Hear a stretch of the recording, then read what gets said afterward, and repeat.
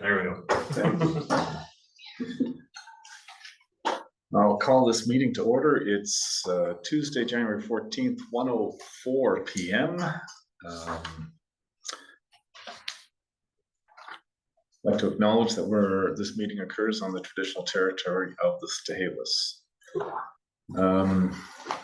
There's an agenda here for our special council meeting. Is there any introduction of late items? Seeing none, vote to approve the agenda. So move, Mayor Talon. Moved by Councillor Fascio, seconded by Councillor Vital. Discussion on the agenda. Seeing none, I'll call a vote. All in favor, and that passes unanimously. Committee of the whole meeting items for discussion. Corporate officer, is there a recommendation to resolve? Could you read that out? Yes. Thank you. So the recommendation is that council resolve itself into a committee of the whole. So moved. Moved by Councillor Vital. Seconded by Councillor Schweinbenz. Discussion. All in favor, I'll call a vote. All in favor, and that carries unanimously. And we're resolved into committee of the whole. Corporate officer, next item, please. So the first item of discussion for the committee of the whole is the report of our planning consultant. There's a copy on page 1 of your agenda package, a copy of the report from September 9th, 2024. And that's regarding development approval information bylaw number 1210, 2024. Mr. Cossey. Thank you, Your Worship. This is presenting a new development approval information bylaw for council's consideration, the DAI. The DAI bylaw, as we all know, is a tool that can be used to help the community understand what, if any, impacts the development may or may not have on the community. With the adoption of the village's OCP bylaw, there was a discussion on the development of this type of bylaw as part of the implementation requirements of the new OCP. The creation of this bylaw is a two-step process. First, you must designate the area in the OCP that this covers, and this has been achieved under section 3.5 of the new official community plan. The second part of this implementation requires an actual DAI bylaw to be created to outline what type of information is required and who may provide the required information. Under section 484 of the Local Government Act, the village can adopt the DAI bylaw to address 6 issues. With the adoption of this bylaw, we are addressing the first 5 out of a total of 6, and the categories are noted below: the natural environment, transportation issues and patterns, the local infrastructure, public facilities, community services, and displaced tenants due to a large redevelopment application. There's a listed below is the format of the bylaw with the various parts. Then turning to page 6, we move into the introduction of the bylaw. And if you look at the administration, the purpose, and the application, and the purpose of this bylaw is to obtain information on the anticipated impact of a proposed activity or development within the community and evaluate the impact of the proposed activity or development on Harrison Hot Springs if applicable. And the application of the bylaw, it applies to all lands as designated by the village's official community plan as amended from time to time. The definitions, so that we're being consistent with our definitions, we're looking at utilizing the definitions as per the zoning bylaw as amended from time to time. So then that way we don't lose track of where the definition may apply, where it doesn't apply, so that we can just do one amendment to it as opposed to going through various bylaws, which can be an administrative nightmare, especially if you miss one. So that the judges, if it ever gets to that point, will know that when we define something this way, it's consistent all the way through all of our land-related bylaws. The servability is section 1.5. So it's just if the court renders any part of it doesn't hold water, the rest of the bylaw doesn't fall apart.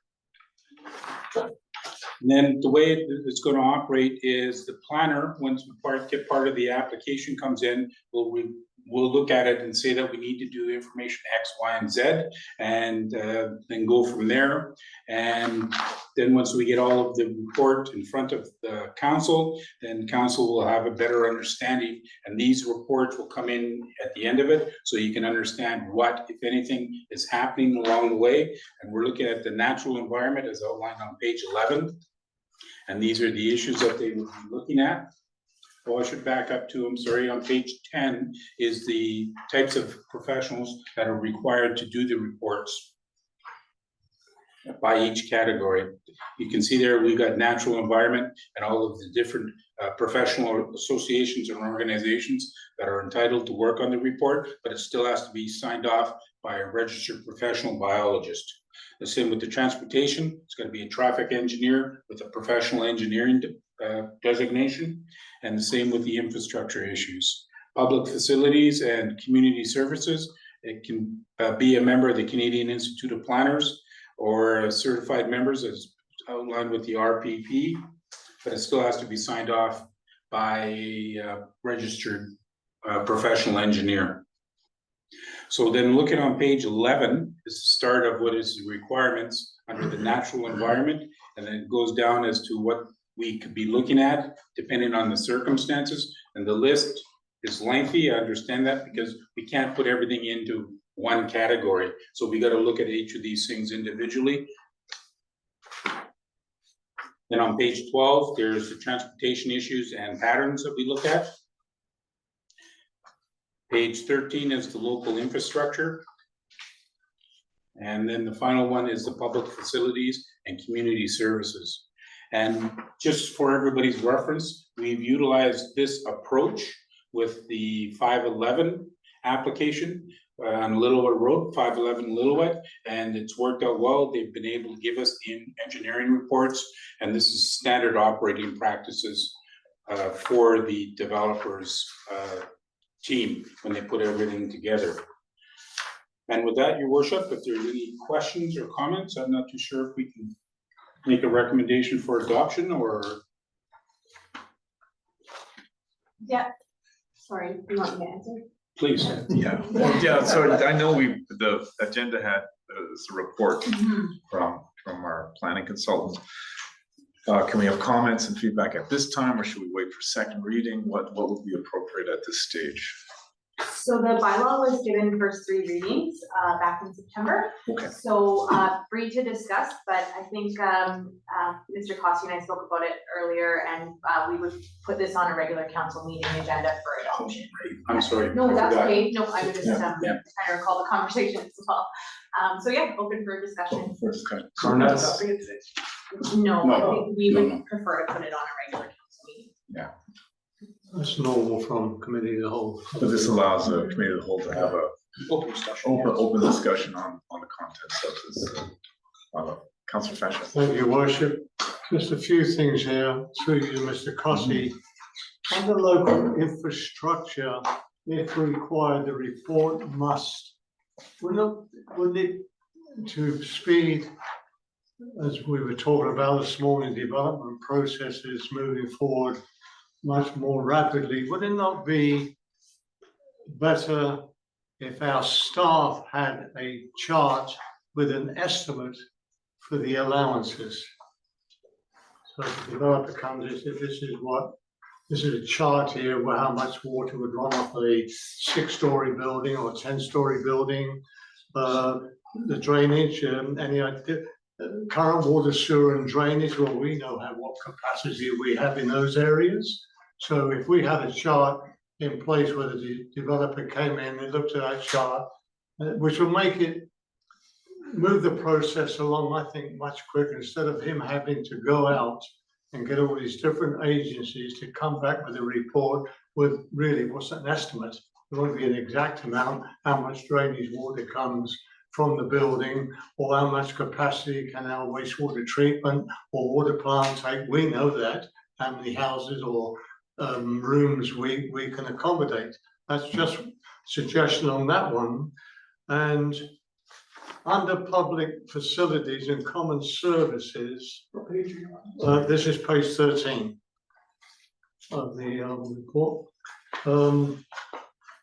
this, in my opinion, is difficult to determine because we're outline any potential costs required for any works and services needed to address any issue, identify possible strategies to mitigate against potential impacts, including an outline of potential funding sources for the provision of additional community services. Well, we know if we increase the residency and families, that at some point we either have to have a new school built or have portables put in place. So I don't know how we can determine that last paragraph. So that's another question there. And on the page 11, under natural environment, where it says soil conditions, would that contain in that soil conditions contaminated site? Or not? On that one. Okay. Can that be added to that soil Well, yeah. contaminated site as well? Because there is, I mean, we know, or some of us lived here, we know that the gas station, the Husky now, that was contaminated. That all had to be replaced several years ago, all their tanks and everything else. And water was running, gas sediment was running into the village a little mile. That's why eventually they hooked onto village water for that reason. So I think there should be at some point have that in there. I know we don't have real contaminated sites in the village, but there could be something found that would. Anyway, that's another question. And my last one is regarding the page 2 development, which comes under development approval information areas. I noticed that C on page number 2, East Sector Special Planning Area. I thought we removed that, Ken, in the OCP, so we didn't have any development there. We do. Under 3.5 Yeah. in the OCP. Yes, so we removed that. We said there's no development in that area. Okay. We said that in the OCP, and this is just, And what does this mean then, C on page 2? On page 2, at the top, C. In the third cover. Yeah. oh, sorry. Okay, this just, the OCP has designated these areas, and it has not, that includes the East Sector Special Planning Area as requiring development approval information. That's all it means. If and when. It doesn't mean it's gonna be developed. It's just if and when something happens, like if the regional district wants to put in and extend their park, you can ask for how's that gonna impact?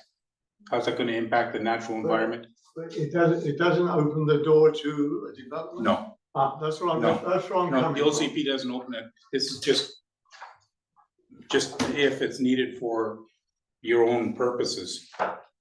Recreation and that. Yes. Ah, okay, fair enough. As long as it's not a clause there where it looks pretty open to me that I can come in and say, oh, well, I'm gonna build, I want that 10 acres No. for a subdivision. No. And apply to the ALR, of course. Okay, those are my questions. You don't have to, I don't need an answer, but that's just what I was concerned about, those 4 or 5 questions. Mr. Cossey, are you able to, Write them all down? I do have, I think the first couple of questions were ones I've had with you. What page were you? 10? Looking at page 13, if I can just paraphrase Councilor Fascio. Questions about how can the developer know what capital works are needed? How can the developer know what? Because when they And do, then the D1, the outline of Yeah. how can the developer know where funding sources are for a new school, for example? that's their job. They would know that.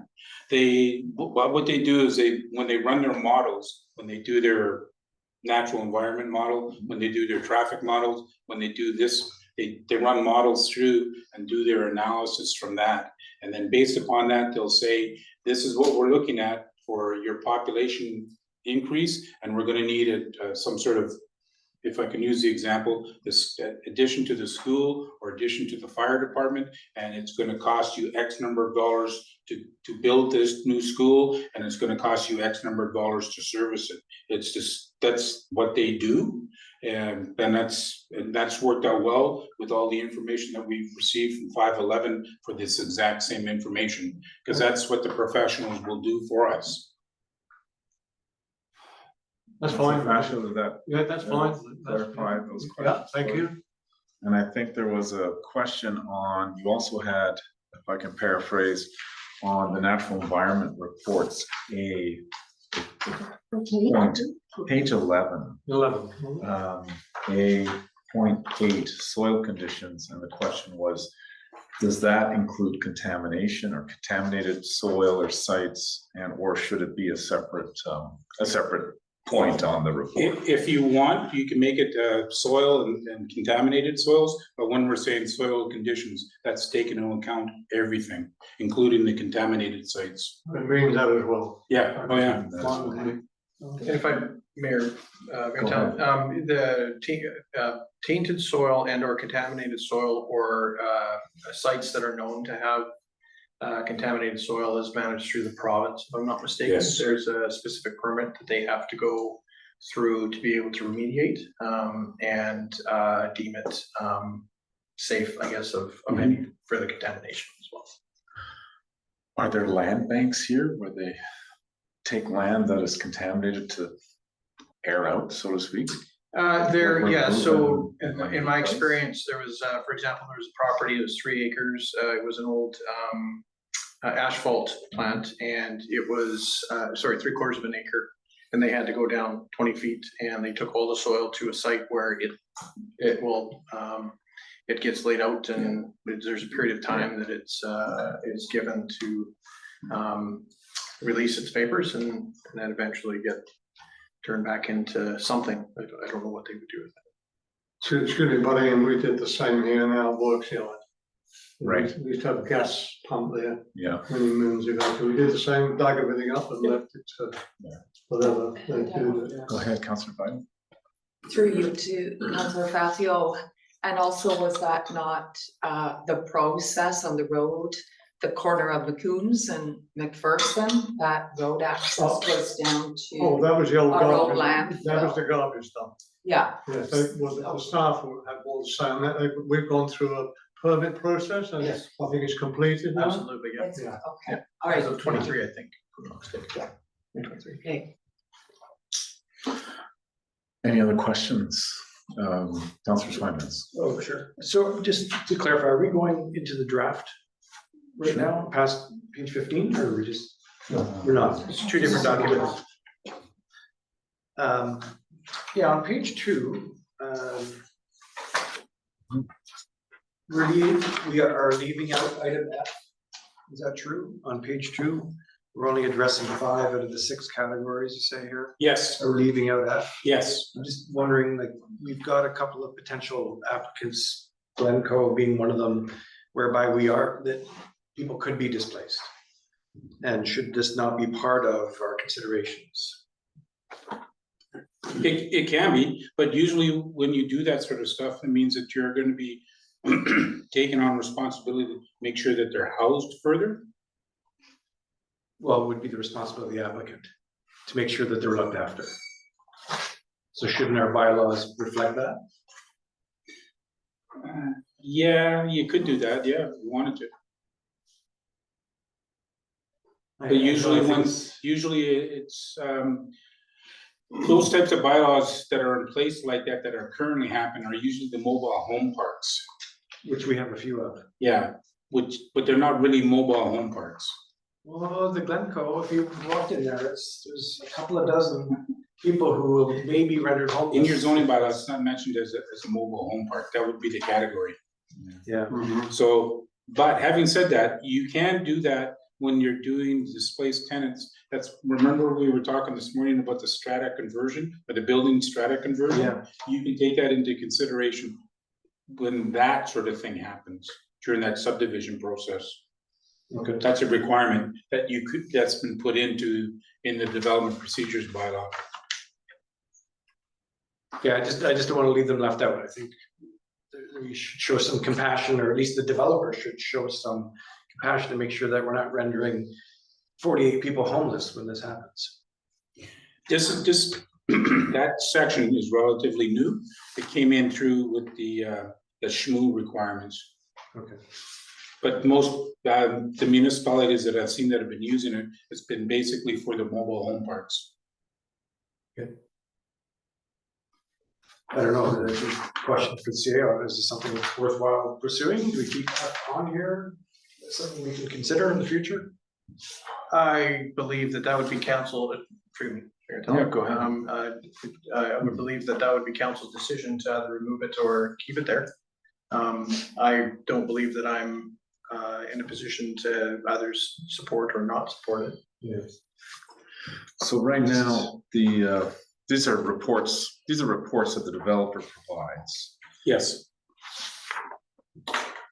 And the section is displaced tenants due to large redevelopment application. Is there a reason, Mr. Cossey, why there wasn't reports added in at this stage? Why it was left out? Maybe just help us understand. It's one. Usually, as I was saying earlier, it's usually done for mobile home parks. That's been the norm, and we don't have any mobile home parks. Like, they require at least a year's notice, or they've got to pay for the pay them for the year and give them moving allowance, that sort of stuff. Okay. That's usually what it's dealing with. That exactly defines it. It may not be technically, but it is a mobile home park. The Glencoe. You know, it may not be legally and it's zoned for it. I think effectively it is. There needs, if I may, there Yeah, needs go to ahead. be, we need to be careful on what we're defining, because it is not deemed a mobile home park. It's a, I would just caution that we don't. Yeah. Yeah, Councillor because it's a Sanchez? commercial zone. Mobile home park, I dealt with them for many years. It's got to be a proper concrete pad, connected properly to the sewer and water. Yeah. It's like a permanent home Sure, on a pad. Now, without getting too deep in this, I would ask through the mayor for advice, corporate officer. I don't know where some of this stuff should be discussed out in camera or not, but my understanding has been that with these temporary campgrounds, and we have a couple on the, well, Glencoe and the one next door to it. Again, if you think it should be in a closed meeting, please stop me. Are residents allowed to live there on a full-time basis? I don't know. Because the holiday park, I think all they're allowed there is what do you call it? A permanent person to look after the place on whatever the case may be. So I don't know what the rules are. I don't want to put anybody out of any home. That's the last thing I'm thinking of. I'm just thinking, what are the legalities? Now, if you think this should be discussed in camera, and that's fine, I don't want to be discussing it. We shouldn't be discussing it in the open. I'll leave that to a corporate Yeah, office. maybe we should direct staff to look into this Yeah, situation. Sounds like in the next couple of years, we're gonna see an application. because this situation of people being out of a home, it should be like happening in Vancouver. It should be the owner of the place or the applicant who should be they shouldn't be knocking on our door. Right. Where are you going to put us up tonight? Right, that's why I'm wondering if we keep F in there to require the applicant to have some mitigating factors for housing these people, Yeah. or giving them a sufficient notice. Yes. I mean, they should be treated respectfully and looked after, obviously. Mr. Cossey, if we proceed hypothetically with this bylaw and we do the first 5 categories, we can come back and add the 5th one at a future time. Because I get the sense that having the first 5 done would help developers today. And I think 5 may be or the 6th one, the displaced tenants, may be a more complicated one to understand if it applies in the village or if it potentially could apply in the village and in what context. And I think the context that Mr. Cossey speaking to probably doesn't, it's not a perfect fit here, but there is a potential for redeveloping, you know, places where there are seasonal or Through you, your worship, it's not just what councillor mentioned, one property, there's another property that we've passed the development for that people are concerned about losing the gas station, there's another one. Okay. So it's not just one property. Oh, sure. It's opposite each other, so. And this, we're gonna be dealing with this. I think like his worship says, I think we should keep this as a separate discussion it might, after we get more feedback from staff on legalities and everything else, what's allowed and whatever has to be, I think it should be discussed at another time in regards to that one. for me, I wouldn't want to hold up the rest of this bylaw No, to get that one, if we haven't fully considered it, or we need to understand how it would apply in the village. And I'm wondering if that's something when we think of this down the road that we could future work, like not for 10 years, but to leave it as a blank that we fill in due course. Need a motion on that, so we just move, just table it. Sorry, CAO. Thank you, your worship.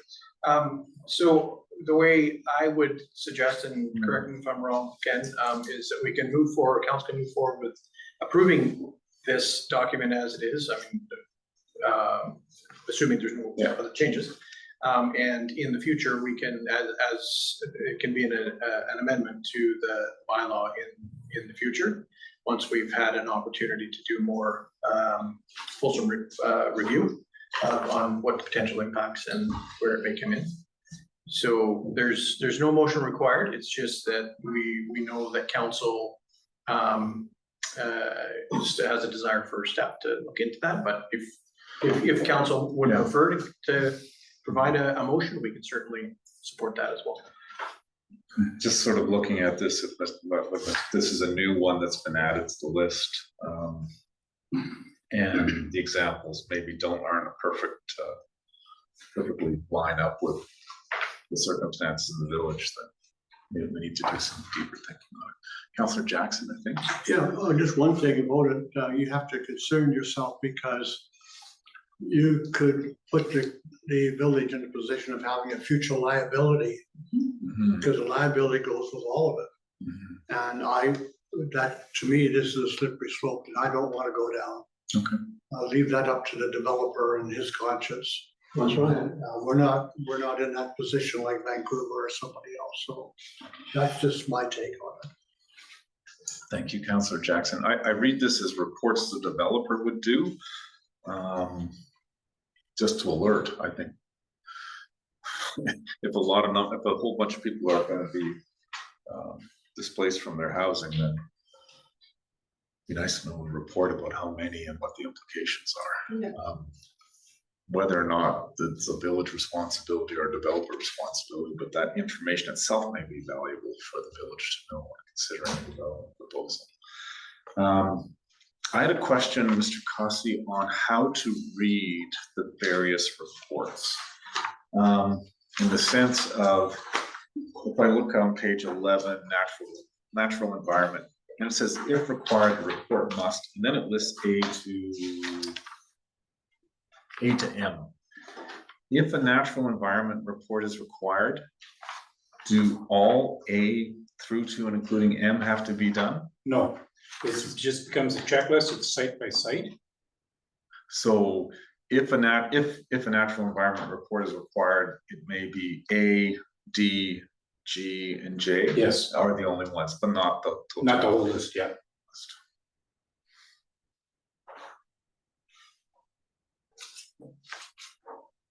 Okay, I'm not sure I read it that way, because it seems to be must, and then it just goes A, and I think it ends with and after L to M.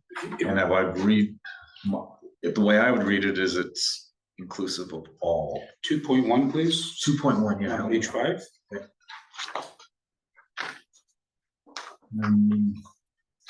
Yes. Sorry, 8 of the agenda. 8, yeah, sorry. Page 8. Page 8.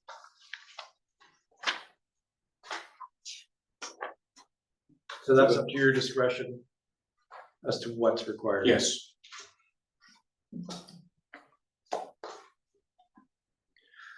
And if they're not comfortable with that, they can bring it back to the table Yeah. and you guys can do a reconsideration.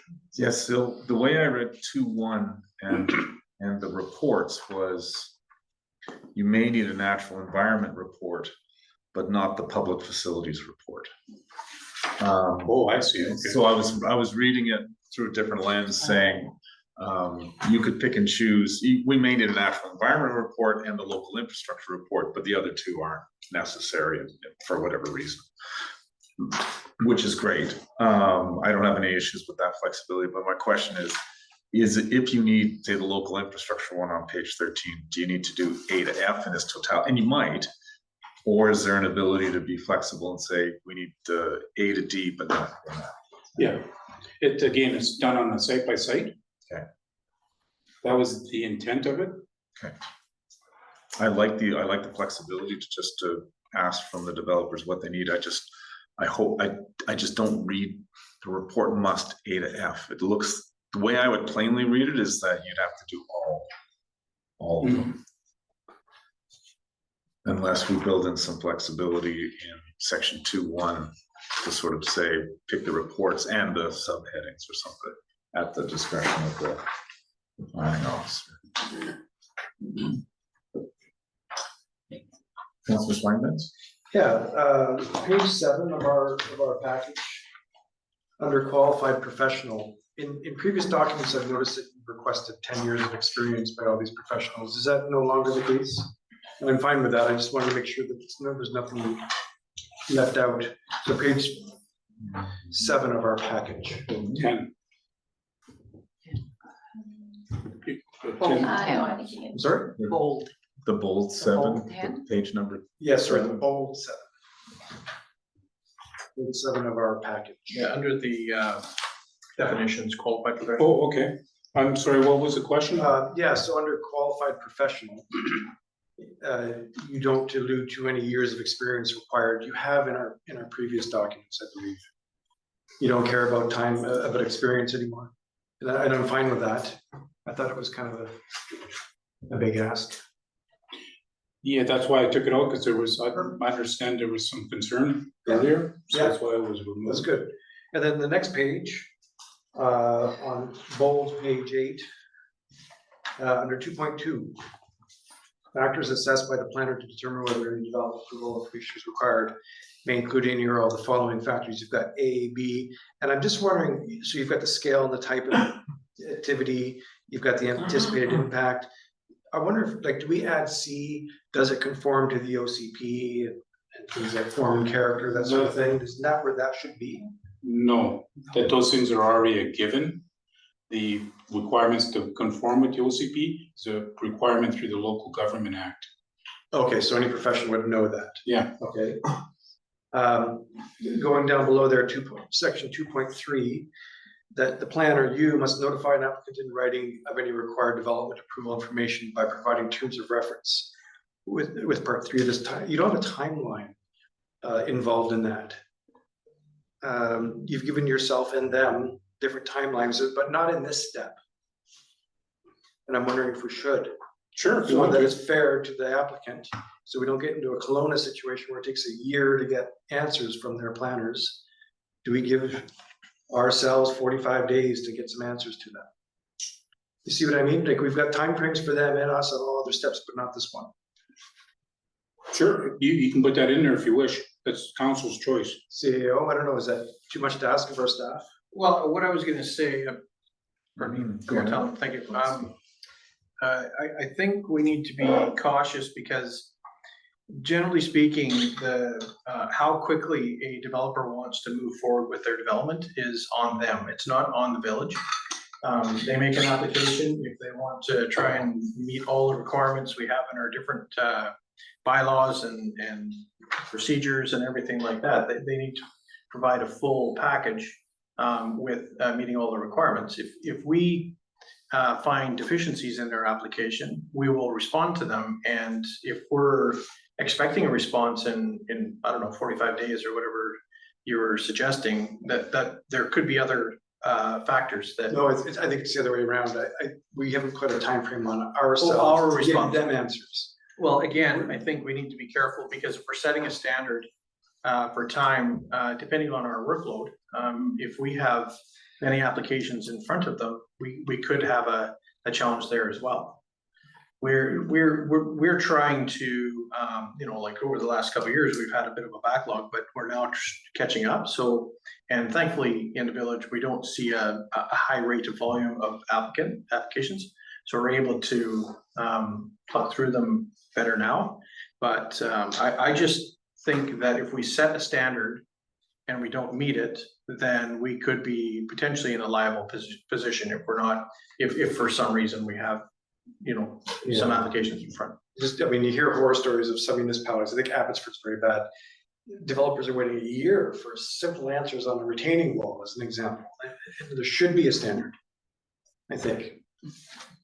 It was one if we can consider that. And again, that would be up to, it's council's desire if they feel it necessary, but I'm just suggesting that it might put us in a position that we may not want to be in. Councillor Vital? With the Baratel, and I would be very hesitant to include what Councillor Schweinbach suggests, and the reason for that is that in addition to what our CAO has spoken to, I think we need to consider, it could be like the size or scope of a development. If, it was kind of a large townhouse complex or a large condo development, that process is going to take far longer than, say, a more simple lot that is wanted to be subdivided into two lots. So I would be hesitant to include it. I think that a proponent or a developer always has the ability, if they felt things were lagging behind or too much of a delay, to get a hold of our staff and say, can you at least tell me at what stage this application is? And I think we also need to keep in mind that you could always have a change of staff where a new staff member may take considerable time to get caught up on what developments are pending or whatever. So thank you, Mayor Tallon. Thank you. I guess we talked about this morning.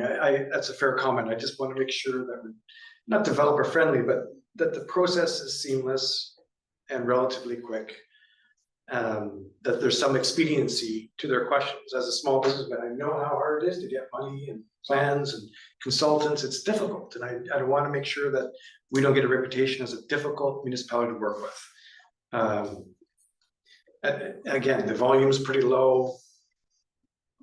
Hopefully we can be developer friendly. And I'm sure we are. I'm sure we have been. So. Further comments? Yes, further back to the requirement of the planner. I'd like to suggest, if council's okay with it, that we add in there to determine whether any development approval information is required or what information is required. Did that help? Mr. Cossey, I was actually looking at 3.1. That's probably the area to clarify, and maybe the lead-ins on the reports.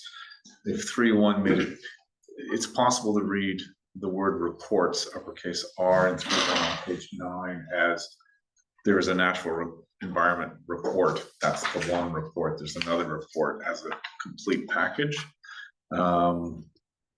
And there may be a way just to modify the text in here simply to say one or more of the one or more of the reports and somehow make it in here. I'm just not thinking off the top of my head. I could spend some time on it, but make it clear you one or more of the reports and the flexibility, one or more of the subject areas in each report, any or all.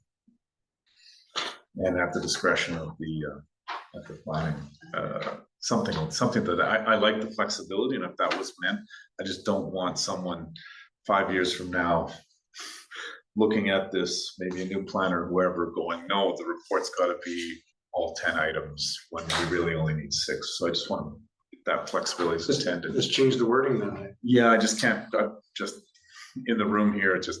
I think if we were to add subsections to the subject areas, I think it would be easy. And what I might recommend, obviously, council's not gonna approve this, this afternoon.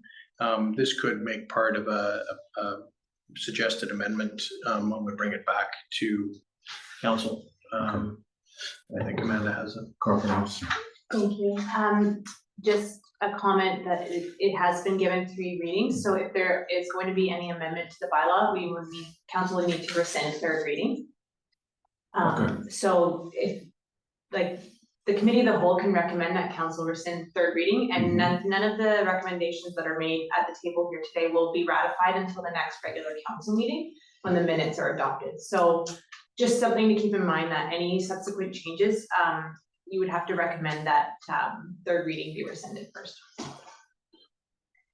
Okay. So question around process then, we were coming up with these ideas and different phrases we want to add. Are we taking notes and are we gonna post them in today so that we can ratify it next meeting?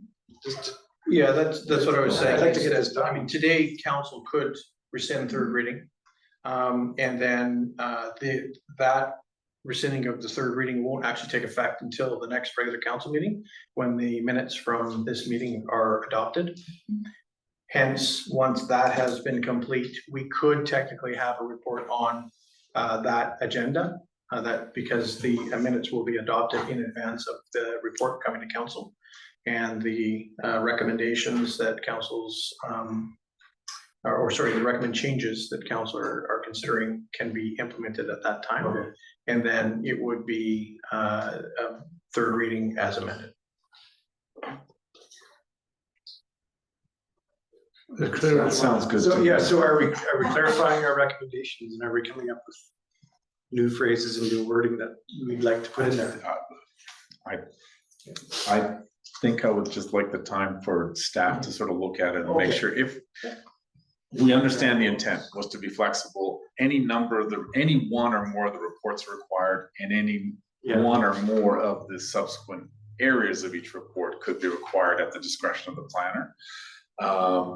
And I think if we have a motion from committee of the whole to rescind 3rd reading and direct staff to come back with an amendment that clarifies that. So that will be read. Second move, discussion on that. Councilor Jackson. I'm opposed to that. Pardon me? You could do this with almost every line in here. Nothing is cast in stone. We have a relatively very good new bylaw, and sending it back, it's just what we want to try to do is waste time and staff time. So I'm not in favor of it. Anyway, I'm just one vote, so it's okay. Councilor Vital. I just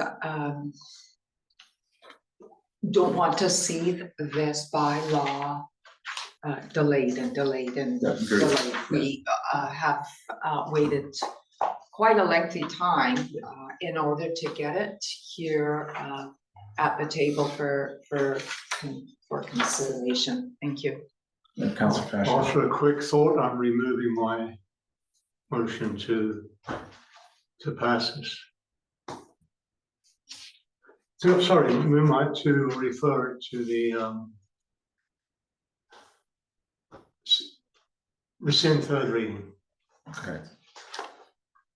I think the councillors, what they're saying here is quite true. We should get this thing out of the way, and if there's going to be any changes, it can always be done later anyway. Changes to bylaws can be done later. So can we just move to amend the one offending statement, and then we can ratify it all today?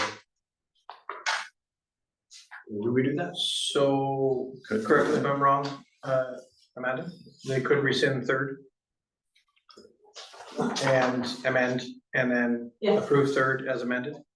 And then when it comes to the next council meeting, it could be finally adopted. Yeah. Okay, let's do it that way then, if council's wish. Okay, let's figure out the amendment to, what's the wording, I think it's partly 3-1 and maybe the lead-ins. Just to clarify that there's flexibility, that not every, a plain reading means every one of these has to be done, and I think that might be daunting to some developers.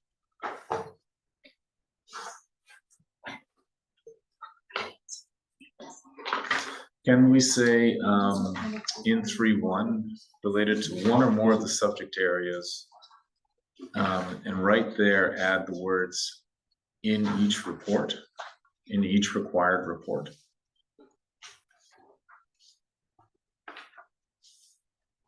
Uppercase R report. And then it breaks down the subject areas in the reports. There's one or more subject areas in each report. If the report's required, then you have the, and I think that answers my question. And I think allows a reading that ensures the flexibility that I think Mr. Cossey intended in the first place.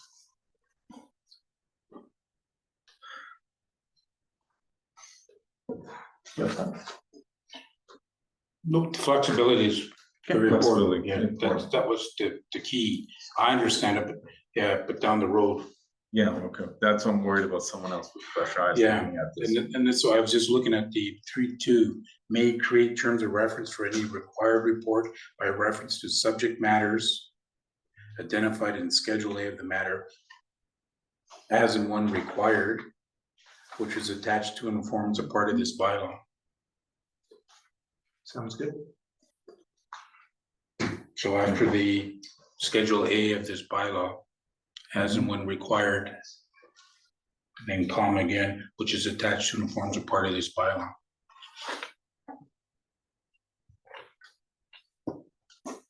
So is that the exact wording of 3.2 or Mr. Cossey? Yeah, that will say that the new wording will be, the planner may create terms of reference for any required report by reference to subject matters identified in Schedule A of this bylaw, as and when required, which is attached to and forms a part of this bylaw. Yeah. Then the subject matters, or as and when required, So, because then it becomes a case by case. Well, Amanda, are we gonna need to rescind third now, and then we can move forward with that amendment? Okay, so we have an So it would be existing, A motion to rescind third and amend the bylaw by inserting as and when required between the word bylaw and which in section 3.2. I think Councillor Fasher read through these with some. Do we, what about second reading? Second reading can stand, yeah, it's just third reading, so if you're amending anything after third reading, you should repeal the third reading. And then you can give it third reading as amended again. yeah, Okay, Yeah, okay, so just to be clear, we can rescind third reading, then put the amendment at a motion for the. Motion to okay. amend. And then vote again on third reading as amended. as amended. Okay, thank you. Are there any other comments on this while we're dealing with this report? Councillor Schweigman? Yeah, Ken, on part 5.0 on your chart, it looks like everything goes through a registered professional biologist. So is that the case? So they. no, that's just a natural environment that they've signed off on it. They've got to be the project manager from the developer side, I think, but they can use these other individuals on the right-hand side. Right, but the project manager or the development manager is a registered Professional biologist, yeah, For the environmental. for the environmental section only. I may be wrong, but I think that jargon has changed in the last few years, registered professional environmentalists. There's biology, ecology. hydrology. There's QEEPs, qualified environmental professionals. Yes, But that's for the riparian area regulations, and that's a list that is specifically for the province so that they can do the riparian areas, but they still need to have a registered professional biologist to be their QEEP. interesting. Okay. You'd think a lot of engineers would be offended by having a bylaw, just tell them what to do. Yeah,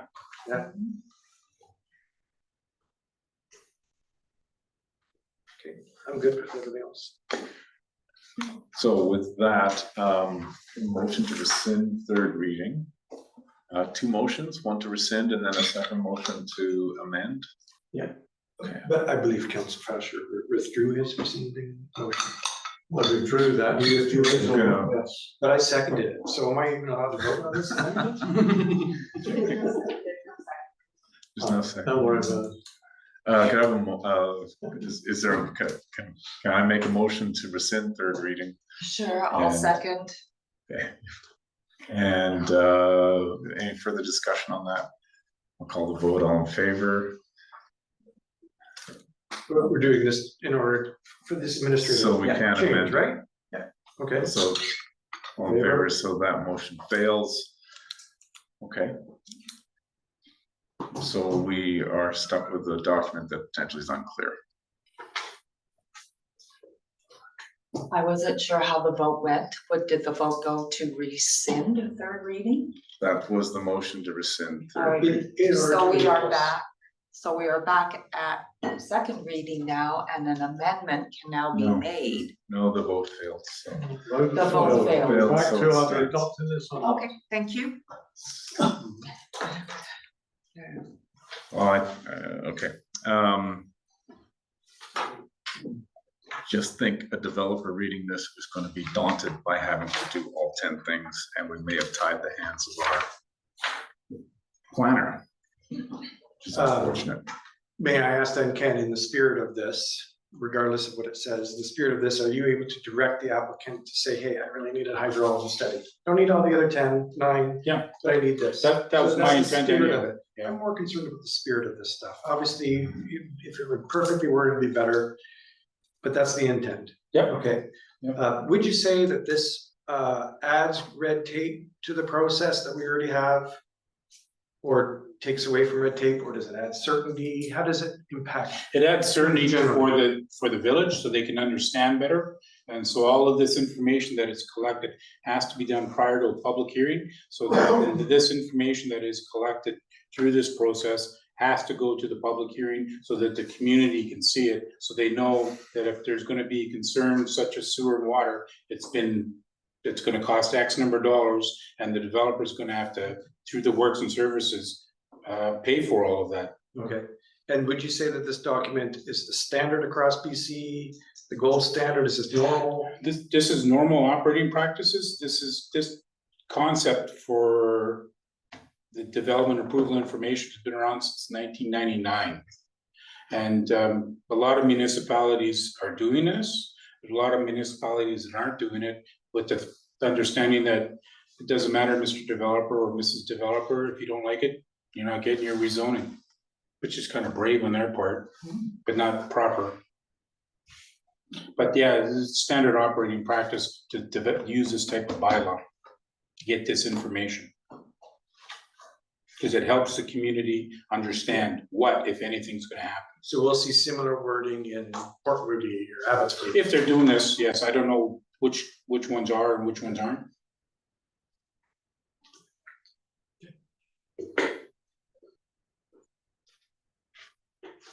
I guess we're on to our next business item. So, are we not? So it's the It's recommendation. just a report.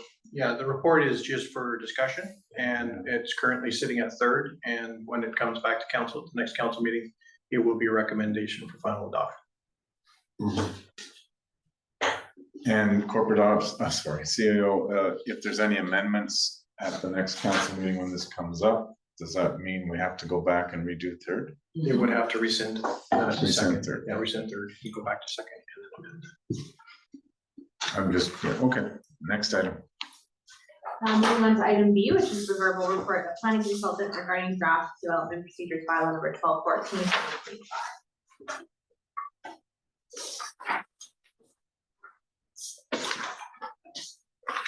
Please go ahead. Thank you, Your Worship. This development procedures bylaw, this is, you'll notice on the very, on page 15.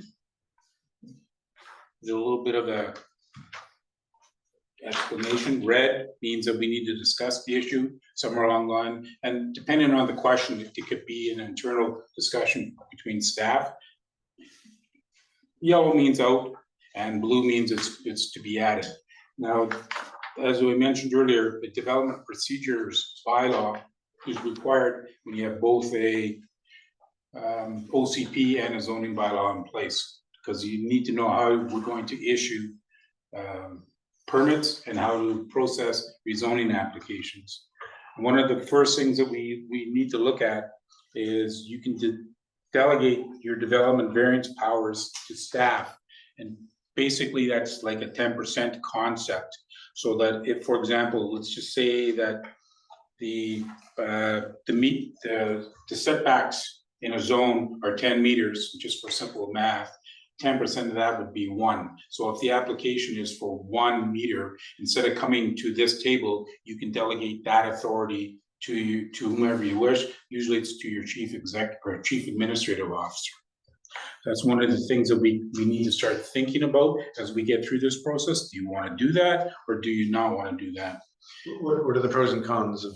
The pros, it's less than 10%, or it's very minor. It's can be seen as a minor situation, and it just speeds up the process. So for example, instead of waiting for weeks to get the information, the DVP issued, if you've delegated this to your chief administrative officer, it could be done on the spot. Subject to them making sure it's less than 10%. And it's gotta be in this, if we're gonna do that delegation, we gotta be very specific on the situation so that he or she may follow those requirements.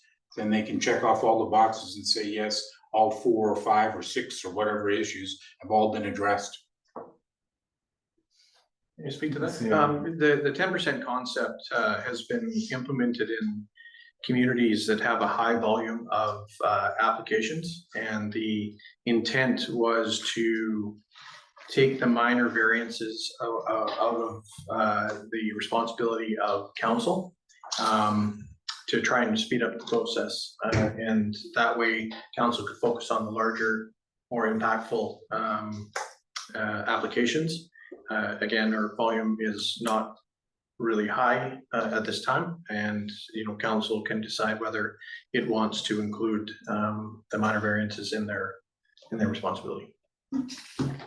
Yeah, we're not looking to make a decision today. It's just out there. It's just food for thought at this point in time, just so you can think about it as we're going along. So on the first page, it's all the changes. There's no changes to the policy.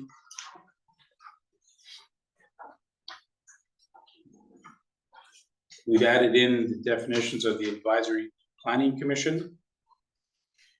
And under the application, we've added in that must include the payment of the required fees as amended from time to time, just so that everybody knows what a complete application is.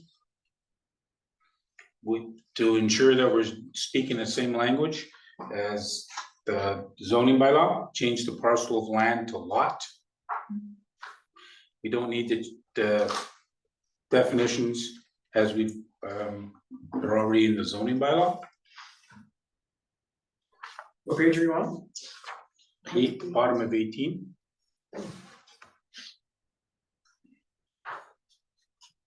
Added in the qualified professional so that we're being consistent across everything. Revised application. One of the things that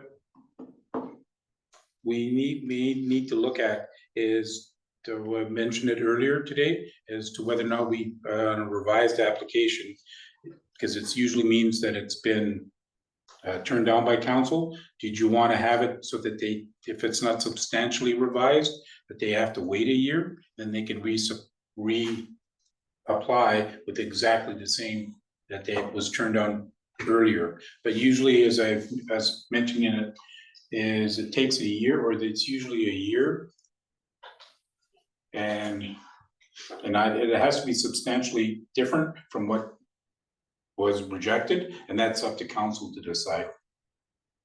So what's a year? If you turn down, if council turns down an application on February 25th, 2024, and they don't want to revise it, they want the same thing again, they can bring it back on February 25th, 2025. It's exactly the same way, unchanged. Because we have this provision in there for 60 days, they can come back to us. If they make their changes, okay. If they But make the change. But if they don't want to make changes, they can come back, maybe even with a new council after an election. Yeah, but if you want to put it in there, we can change it, put in there that it has to be revised, or within the year concept. Or treated as the same.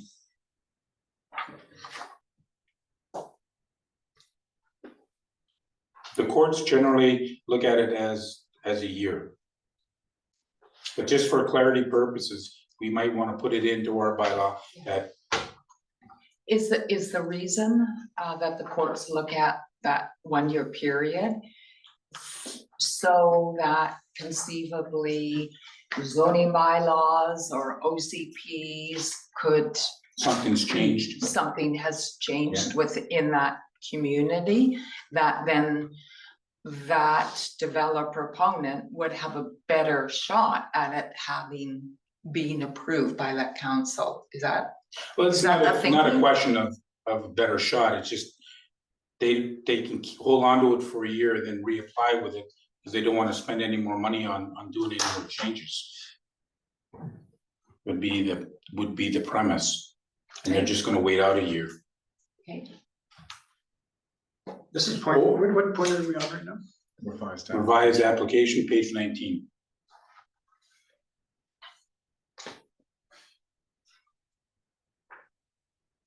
So right now,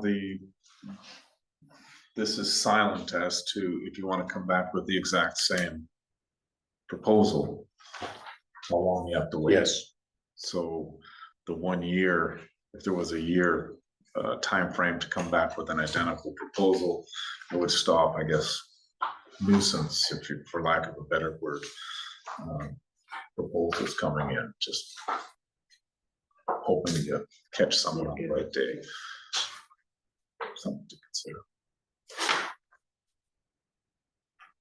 So, but they're usually given clear instructions by you or by council as to what conditions it would take to approve it down the road.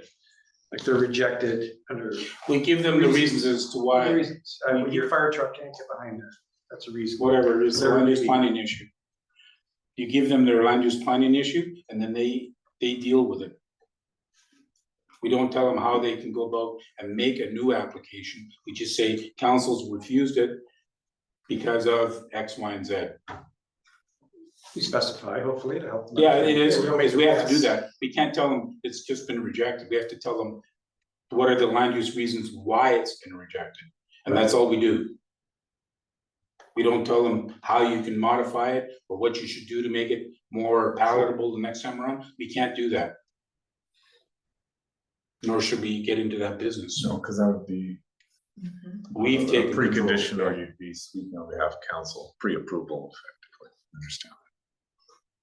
Okay, The next one is under page 21.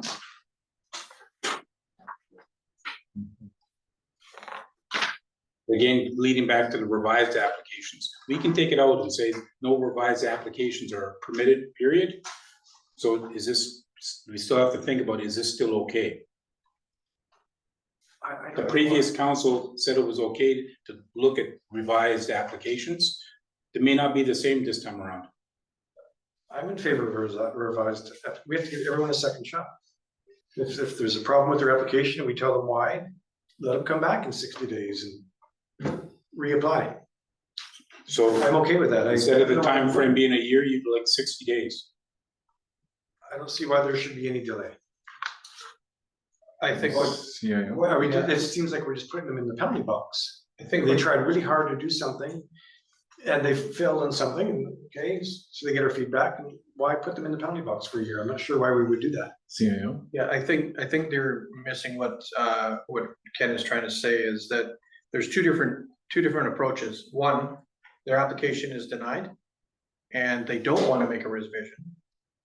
they have a year, that's what we're considering is making it a year timeline if they don't want to change their approach. Whereas if they want to significantly change their application, council can reconsider it within a certain period of time. Okay, so the title should be unrevised application. That word should be unrevised, not revised. We're talking about an unrevised application, aren't we? I think I'm reading section 9 is all applications, and it clarifies including one that's been revised. So Must. Okay, I'm still on page 19. On page We're 19, looking no, I at understand that, but on page 19, we talked about that earlier, which is called unrevised. But all applications including revised applications.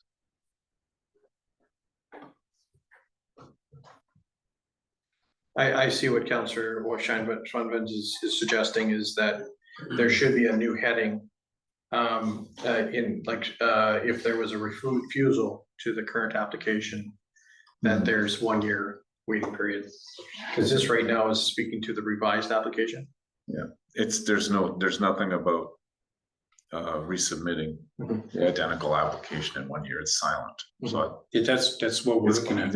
whether or not to include So something. back There's here nothing under revised application, it would have to have a new heading here. Potentially. Sorry, Councillor Jackson. Yes, thank you. Just one question here, 901, the certificate of title.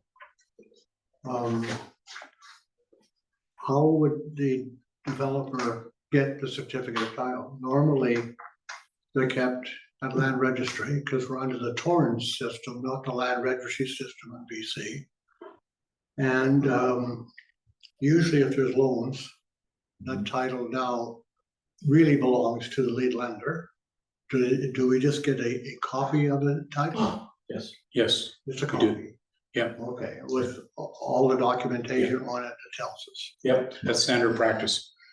Thank you. If I may, on Councillor page Swain. 21, the same section 9.0.1. Item 3, the proposed building site and sites, All sides. all sites. Is there a way to compel presenters and the architects and all that kind of thing to modernize their presentations? I've seen some fantastic applications that are 3D that are very clear about how the site's going to look. And then I saw, for instance, the hotel that we approved before Christmas. It was all black and white, very little information, very poorly presented. And it seems like we need to raise the bar. Is there a way to do that? I know we've talked about this, but it was just, it was poorly done, almost like it would, there's got to be better computer programs that show a 3D site layout the way it's actually going to look. We can't force the developers as to what they should or should not show. All we can deal with in the development procedures bylaw is information so that we can process the application. What they bring to the public hearing is their business. Some may just even bring boards. Some have just sat there and said, we're not going to present. Which is bizarre. Yeah. And then somebody stood up and said, well, no, I'm going to present on behalf. Okay. But they weren't prepared either. But their application should have drawings that are gold standard drawings that show us what it's actually going to look like from many different vantage points. That's what the purpose of this. So that when we're dealing with this, then we can make the process. Okay.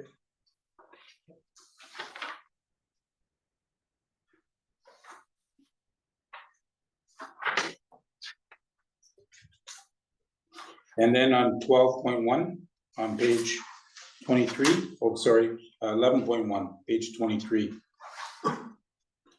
This is the fee issue. If the applicant withdraws their application in writing prior to the first staff report being considered, the applicant will receive a refund of up to 50%. And the refund must be paid out within 30 days. Do you want to take it out or keep it in? Because you're still using staff time from those fees to get it to that first report. Mayor Talman?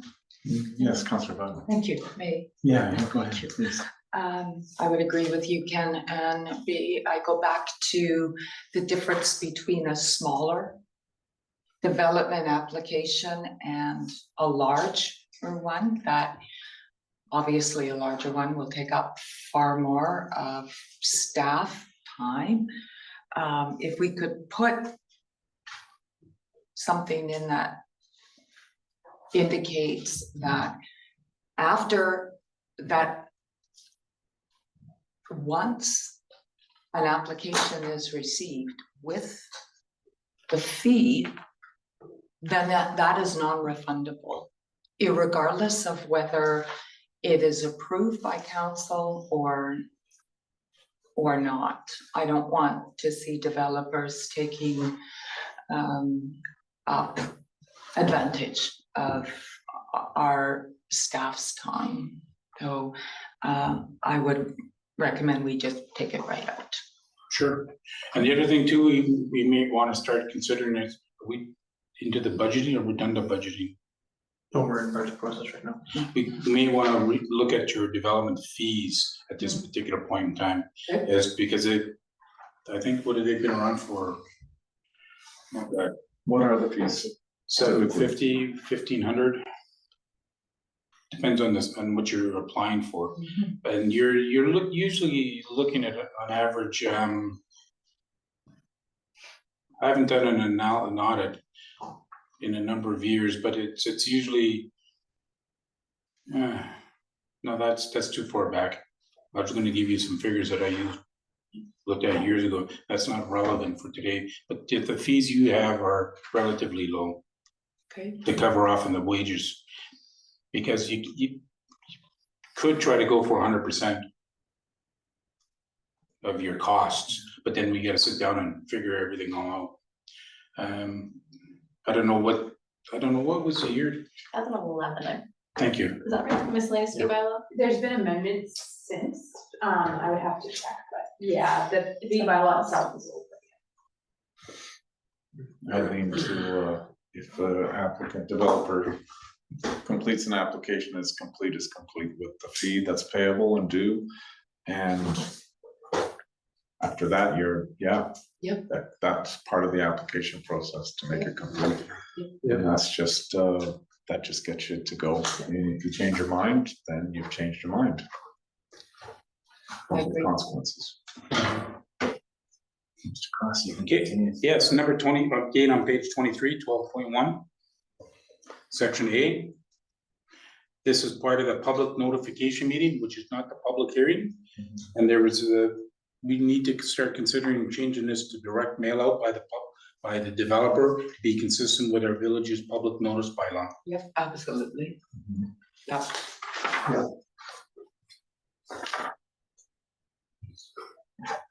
Mayor Talman. Go ahead. Sorry, Councillor three Simon, questions. sorry. While we're on 12.0, Mr. Cossey, so applicants may be required as directed by council. I thought we talked this morning that public notification meetings were required when bylaws, when the OCP is not being conformed to, or there's a new bylaw amendment happening. I thought it was required. No, two different things. There's public hearing, and then there's the public notification. This is public notification. This is the open house that we were talking about, that the developer hosts with the citizens of. Yeah, I thought it was required though, when a bylaw. is It's only, no, it's only required when council asks for it under this section. Well, when we ask for it. Yep. May be required as directed by council. Do we want to keep it that way? Do we always, yeah, okay. And then just going down there below in 12.1. 2 newspaper advertisements. Do we really still use newspapers? That's why we're taking that out and Oh, gonna yeah. have direct mail out. So we Okay, can take out, sorry, I missed that. Delivery mail outs, rental, and no sign on this one. No, we haven't got the sign put in here yet, This is the public notification meeting Right. section. and usually when the application goes in, that's when we require, as soon as the application comes in and it's been deemed complete, they put the sign up at their nickel, and we haven't done that yet. I don't see that here. Should that not be section E, item E? This is the public notification meeting. This is requirements for a meeting, an open house. Correct. Mr. Cossey's saying we're getting to signage and posting on the lot. It's still coming. It's not, this is the meeting, a public open house. Right, but should there not be a sign, if I'm on Pine and I'm a developer that wants to put up some houses and I'm required by council to do a public notification meeting, why am I not putting up a sign on We said haven't got to the lot? section where that clause would go in yet. What? Mr. Cossey's suggesting the appropriate place to include posting of signs is further down in this document. That there's a time for that to go up and It's coming. section 19, and you'll see there's nothing there yet, because it's a new canvas. On Thank you page Do you want to 28. skip to 19 right now? No, Councilor Wentz? good, thank you. for clarifying. Let's go. Yeah. Because we can. I mean, Okay, so because we're gonna be doing the direct mail out to all of the applicants, we don't need to do it just to the adjacent landowners or lot owners anymore, so we can take out B.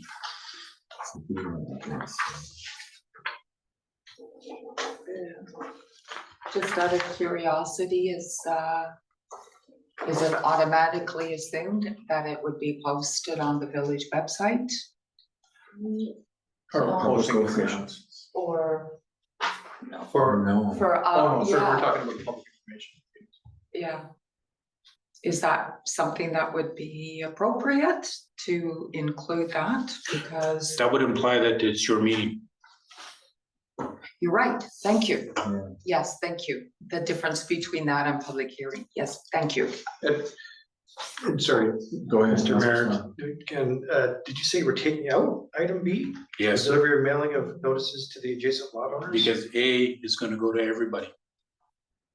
People don't see the news over. It's gonna What's be A now? direct mail. Direct mailing. Direct mail out to everybody in the village. Your slots. Everybody in the village, Yeah. not the 30-meter radius. No. Better. Tell everybody. Yeah. It's a small village. It's almost like a sign, but not quite. Can't wait for exception. Is this a good time to meeting adjourned?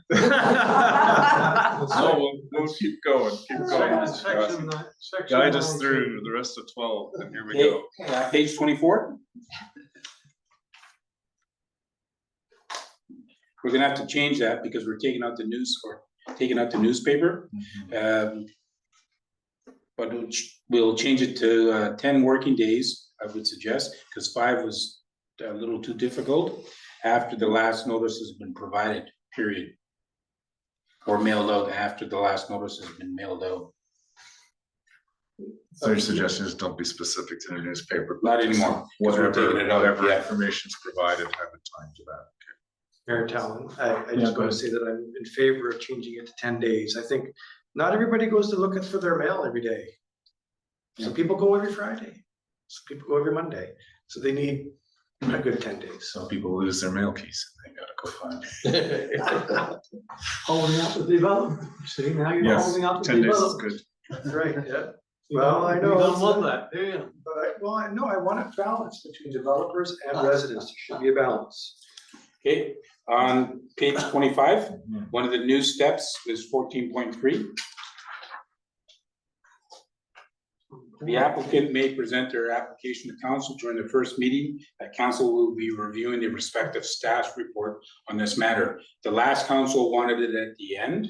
This one, we're putting it at the front because they can answer the questions. It's their development application instead of staff having to answer questions on behalf of the developer. So you can ask your questions at the front end. So where are we? 14.3. The Page blue, 25. the blue. So help me understand the sequence of events here. This would be before a Go to public, page 31, yeah, is there a? there's a flow chart. There's a flow, help, thank you for that, that would be great. Just trying to understand where this might come in relation to all the public. Okay, so the application is submitted for processing, step one. The application is complete, assuming it's complete. And then report to council, right where that is, will be they can make a presentation to council. And it would be after that report to council, when it's initially considered, that council would direct either to host open house, public, or public hearing, or Yeah. whatever, those other steps. So this is early in the process. Whereas before, it goes down to where you see at the bottom, near the bottom, where it says the final council decision. In that step there is usually when they come in and make their presentation, like at the public hearing. Rather ask questions early on. Thank you for that explanation, that's helpful.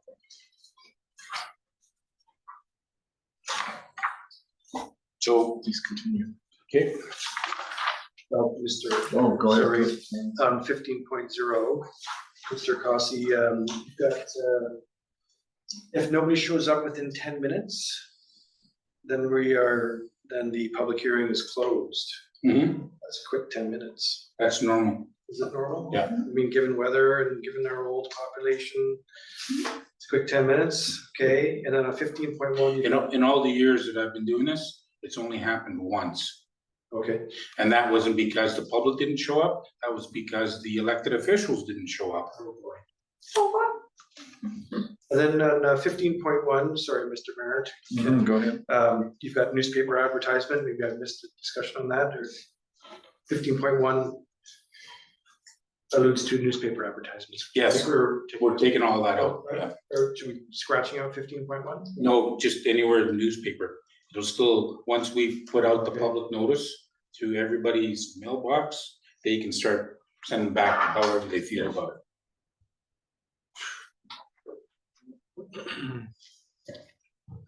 Please continue.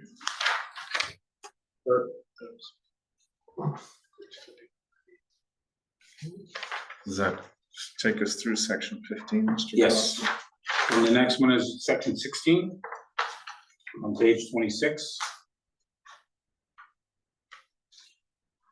The power to require security is hereby delegated to the chief administrative officer or their designate. The trend right now is we go straight to council with that. And what we're doing is, did you want to delegate that to your CAO or keep it the way you've been dealing with it already? Yeah, Councilor Vital. Thank you, through you. Yeah. Why, what's the justification for the trend now going straight to It council? says, as your administrator has mentioned, it's the larger municipalities that are doing it a lot to help speed up their process a little bit. I'm just drawing your attention to it. It doesn't mean you need to do it. You can keep it the way it is, which is fine. I'm just making sure you're aware of the trend. So you can't say I didn't tell you. Leave it with the administrator.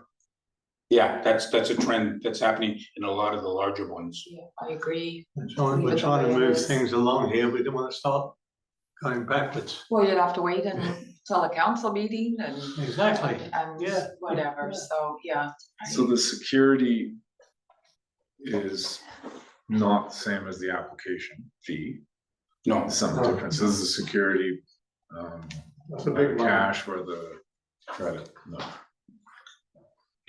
Can you explain security to me? I don't understand, 125% of what? they have to go out when we're looking at this landscaping requirements or any requirements. They have to get a third-party report to say it's gonna be X number of dollars. They're gonna put in X number of types of roses, X number of types of petunias, and it's gonna cost this much money, $200 or $100. And so to make sure that it gets done, you're asking for $125 To who? from the developer as part of the year revocable letter of credit. They get the money back plus any interest. We charge up front $125. I mean, we're adding Yes. zeros. many Yes. zeros. Perhaps I can provide some clarification. The purpose of holding the security is, obviously, it's an anchor for the developer to follow through with that, what they say they're going to do. in the event that there's, so that money is given to the village as a deposit. We don't use it until the developer fails to achieve what is required in the development. And for instance, if they walk away from the development and have the security, then the village can act on behalf of the developer to complete what was permitted, whether it be landscaping or the infrastructure or improvements. Right. Remember, I was talking earlier about the hole that the Calgary developer built in the Colwood Corners area and walked away, and the city of Colwood was left. This is what that security would do, is to make sure that the village can fill in that hole instead of having it as a dangerous site for a number of years. So is this normal? Yes. Yes. What is, it's also, did you want to keep it at 125%? Is it a time to change it to 150? I don't know. I've seen it as high as 200%. But the more the average, about 150. So if I'm a developer and I need $20,000 to make to create a hotel, $20 million, I go to the bank, my investors and all that, I gotta do 125% just to us? No. No, What am I missing? no. It's for the works or services. Anything in the municipal, anything that's in the municipal right of way, whether the utility, frontage improvements, the curb gutter, sidewalks, sewers, water, everything like that, or landscaping, Councillor and Asher. landscaping. Changes to traffic. Councillor Fasher. Just a quick example. Very quick. We had the development of 15 stories. It's going to go up at the end of Lillooet where the yellow gate is, called Mount Street, many years ago. And we took the deposit, like Tyson said, for the infrastructure, water and everything. The guy, whatever happened, disappeared. The thing didn't go through. The water line went down Mount Street and into Echo. Paid by that money that we had. Okay, good. Wow. So that's what Tyson was just trying to explain. It's meant to protect the, You're protecting the village. Protecting the the village. interests of the village. I see the time is 2:30. Yeah, I As know. chair, I will survey the room if an adjournment for a fancy 10 minutes is in order, or should we proceed? I'm okay going. We're only going Carrying now. on. Well, now, that's all. Then 3:30, we're gonna finish. We'll keep going. Yeah, 3:30, 3:45. All right, I I'd thought like I to would get just through survey the this. room. Please proceed, Mr. Cross. Thank you. And the next big one is on page 28.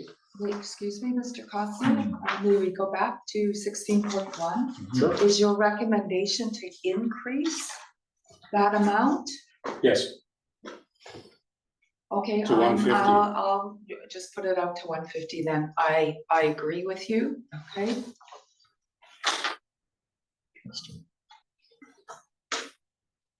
And I believe how that would work would be if everything else was completed, except, say, the landscaping. So the developer walks away before what he is or her has agreed to do for the landscaping, then we can take that 100 part or whatever, that 150% and say the village will complete it then, and that will be taken off that 150% Yes. security. yes, yeah, Is that that's, right? that's outlined on section 16.5. Oh, I guess I should read that. Okay, thank you. That's what the purpose of it is. That's what this, it's to ensure the development completes in the way that it was approved. Yeah. And that residents in the tax base. Yeah, here is- okay.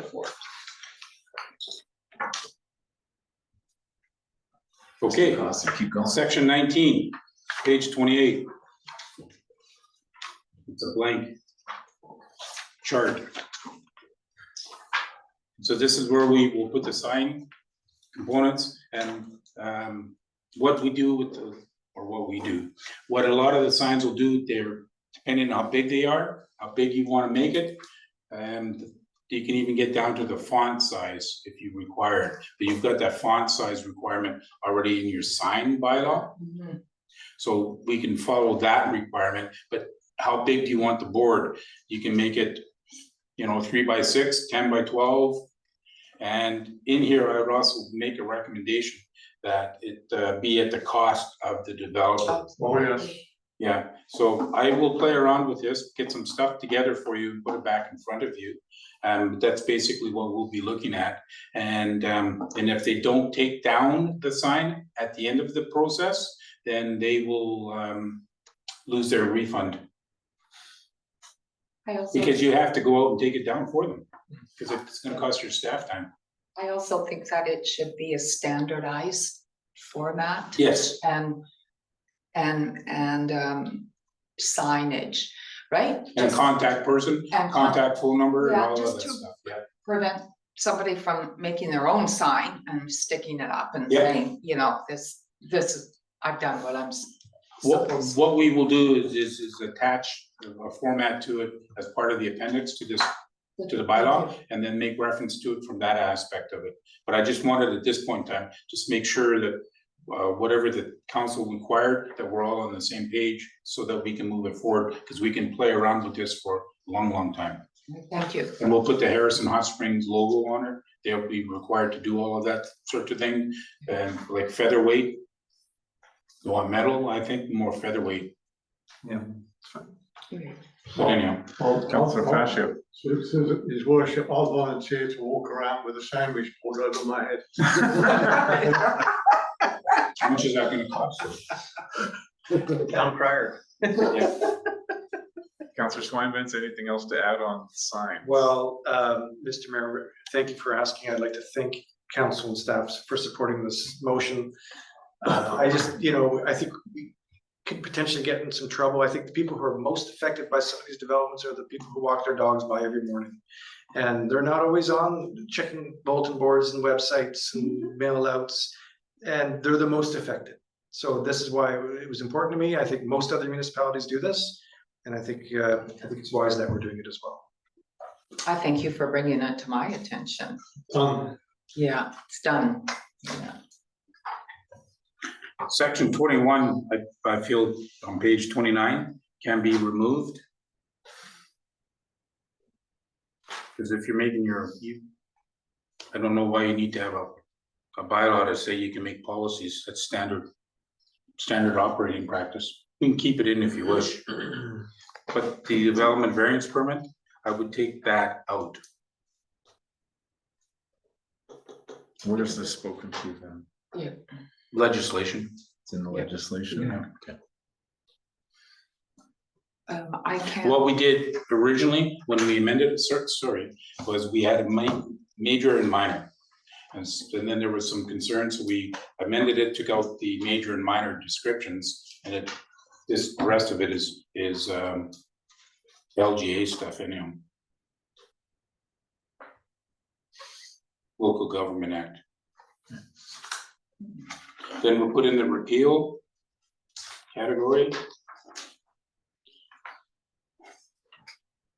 And then the process is outlined on page 31, the flow chart, and we'll do the amendments to that where they say the sign goes up, the public notification, the people may make a report to council, all of those sorts of things.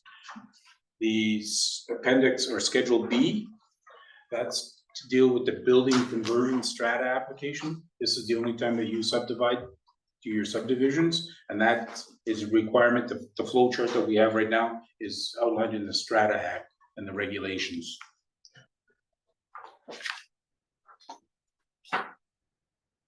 Mr. Mayor. Thank you. If Go I ahead, may, Councillor Swinburne. thank you, Ken, the flow charts are awesome. This is a really very thorough document. I appreciate that. I know next council meeting, I suppose we want to ratify this. May I suggest we ratify it as is, and then you come up with section 19 that we can discuss at a future I would, date, because that may take a couple of sessions to work through. Or another council committee of the whole. What's our next step, CAO, on this one? We will take what council has spoke to in the committee of the whole, and we will put it into a draft document, and it will come to council for first, second, and potentially third. At that time, if there's any further application or further amendments at second reading, can do so. I think that, I'm confident that Ken will do his research on the sign side of things, so I'm hopeful there won't be any major amendments there, so that'll make part of our draft bylaw.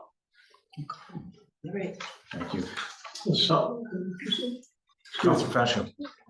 excuse me, just give me a second here. Ken's already explained what should go on this sign. Why are we making such a big thing? It's a sign's a sign, as long as it goes up explaining the application, what they're applying to, whether it be the OCP or the zoning, where they have to apply to, the village has hotspring, blah, blah, blah. So let's go ahead with it. I mean, what's the big deal? Is it gonna be 6 foot by 5 feet? Fine. Whatever, you know, I mean, we don't need a special meeting just for that, surely. Copy what Kent is doing. You know, whatever, you know. Yeah. I understand that Check the standards, yeah. staff will bring forward a draft bylaw that includes the section 19 filled out. Okay, good. That's what I understand. Thank you, everybody, for your input. Very well done. Thank you, Ken. Very well done. What's our next item here? All right. My, Mr. Cossey's off the hot seat, so he's corporate officer. Am I reading that right? Thank you, yeah. So, I have a report regarding the draft council procedure bylaw, and I think we're gonna put my PowerPoint up on the screen here. I enclosed the PowerPoint slides that accompany this bylaw in the agenda package that went out last week, so I'm not gonna go through every single slide in detail. I do wanna flip through them and just give a little bit of verbal background. And then we can kind of get into discussion about the new proposed bylaw. Just try out the clicker. Oh, there we go. Okay, so first things first, with the council procedure bylaw, you're gonna wanna look at the community charter. So the next couple of slides just detail basically the required elements, which are very standard and required by the community charter. It's really a procedure bylaw. The only optional item in the community charter is that you can allow for electronic meetings, which we do in our current bylaw. So the reason for this today started actually with a special council meeting with Ron Poole in October of 2023, where council discussed the current council procedure bylaw 1164 in great detail, and I'll summarize those comments coming up. And in addition to that, in the spring of last year, council adopted committee recommendations from the age-friendly and environmental committees to direct staff to develop a policy regarding reporting structure and kind of clarify how committees report back to council and how that feedback mechanism works. So there's some council comments in here. I'm not going to touch on all of them, but this is basically pulled from the minutes of that meeting. And although the bylaw doesn't address every single item, I did try to keep these in mind when drafting the bylaw as kind of a framework for what council was looking for in this new one. And in addition to that, some other resources include comparable by population, just because the resolution that was passed was in relation to a small village, and kind of looking at what works for other places. So I looked at 100 Mile House, Fruitvale, all the ones you see up there, but there are also some procedure bylaws that are known in the municipal world as having some unique clauses. So looked at those as well, spoke to a couple corporate officers about what they find works for them in their municipalities as well. And then there's also a really good guide put together by the Working Group on Responsible Conduct. That's a couple of years old that I referred to as well. Although it's helpful to look at smaller local governments, everyone except for Vancouver, who have their own piece of legislation, we're all bound by the same requirements under the community charter. So everybody requires rules of procedure. And although we deal with stuff on a smaller scale, we do all still deal with the same things. The next couple slides are in no particular order. They're just things that have come up either at the council table or just in my experience here in the last couple of years, just things that have come up that council needs to take a look at, and there are some changes in the proposed bylaw. So with the committee of the whole, which we're in right now, there's a couple ways to do it. Some places allow you to enter into a committee of the whole at any time. Some places treat it as a special only. In the proposed bylaw, you'll be able to do both. So what you'll see in the proposed bylaw is basically the council can call a committee of the whole, the mayor can call one with 2 days notice to the corporate officer, or the corporate officer can call one working with the mayor and the CAO. There's been some discussion around the question of public input at committee of the whole meetings. It's very common that there isn't a question period. Sometimes there is, and in certain places there are. What you'll see in this proposed bylaw is flexibility with respect to the schedule, the agenda. So if there is a topic that the mayor and the CAO and the corporate officer feel that public input would be valuable at that time and place, you can have a public input period at your committee of the whole. Or if that's not the purpose of the meeting, then you don't have to have it. Closed meetings. So when you look at closed meetings, what we do right now where we have a special pre-closed meeting is a little bit cumbersome and a very uncommon practice.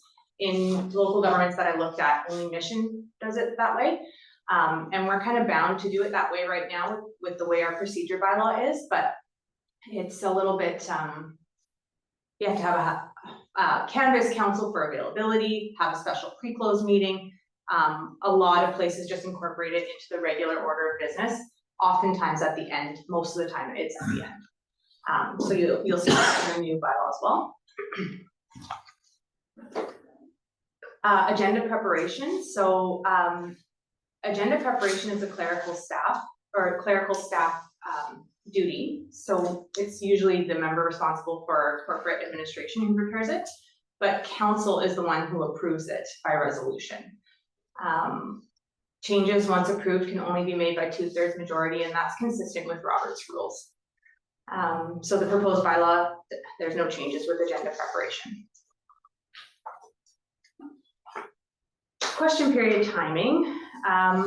This ironically just left me with more questions because there are pros and cons, whether you have it at the start or at the end, which I've listed in the slides here. So I'm not gonna get into that too much, but things for council to consider with respect to pros and cons for question period timing there.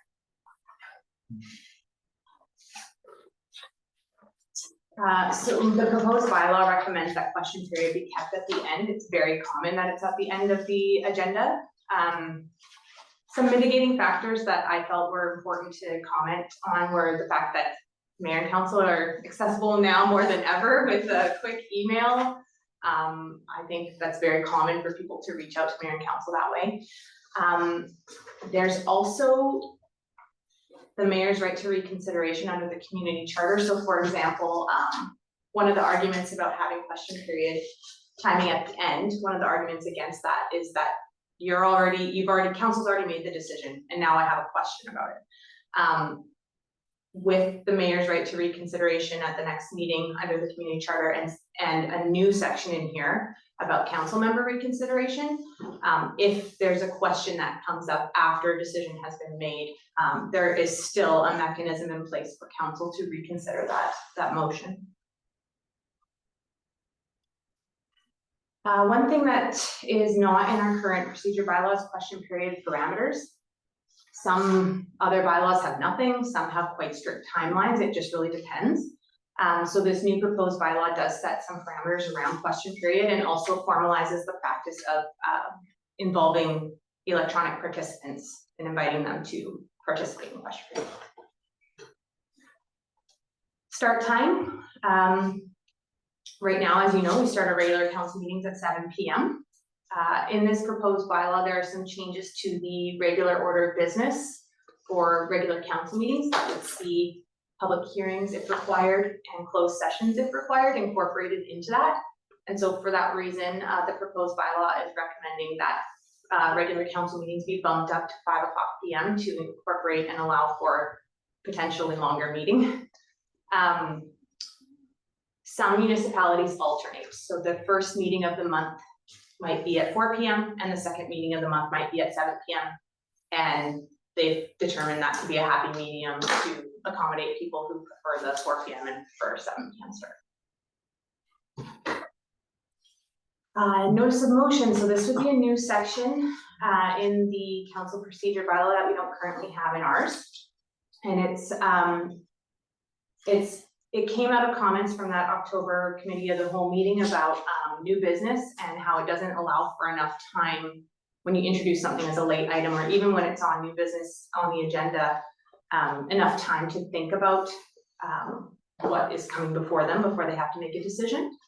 And the goal of that particular section is to encourage well thought out, clear motions.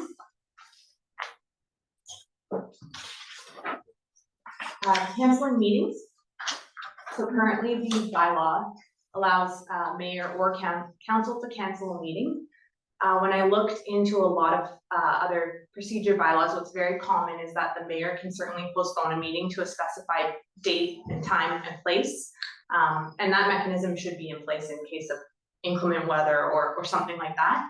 But it's only council who can cancel a meeting. Email notice. Currently, we're required by the bylaw to hand deliver agenda packages to the mailboxes in order for notice to be properly given. And again, that practice can continue. There's no issue with that, but email is very commonly used as a suitable means of meeting notification. So the new bylaw replaces that requirement with the notice. The consent agenda is removed in the new proposed bylaw. And there's a couple reasons for that. The way it is right now, it's a bit subjective for the person preparing the agenda. To put things in, I don't always know what council may or may not want to speak to. So, and then having a motion to pull something out, it's a little bit cumbersome. And it's very uncommon amongst comparables. So what you'll see in the new bylaw is the consent agenda has been removed, and the pieces of it that were still relevant have been parceled into separate sections in the order of business. Moving into correspondence.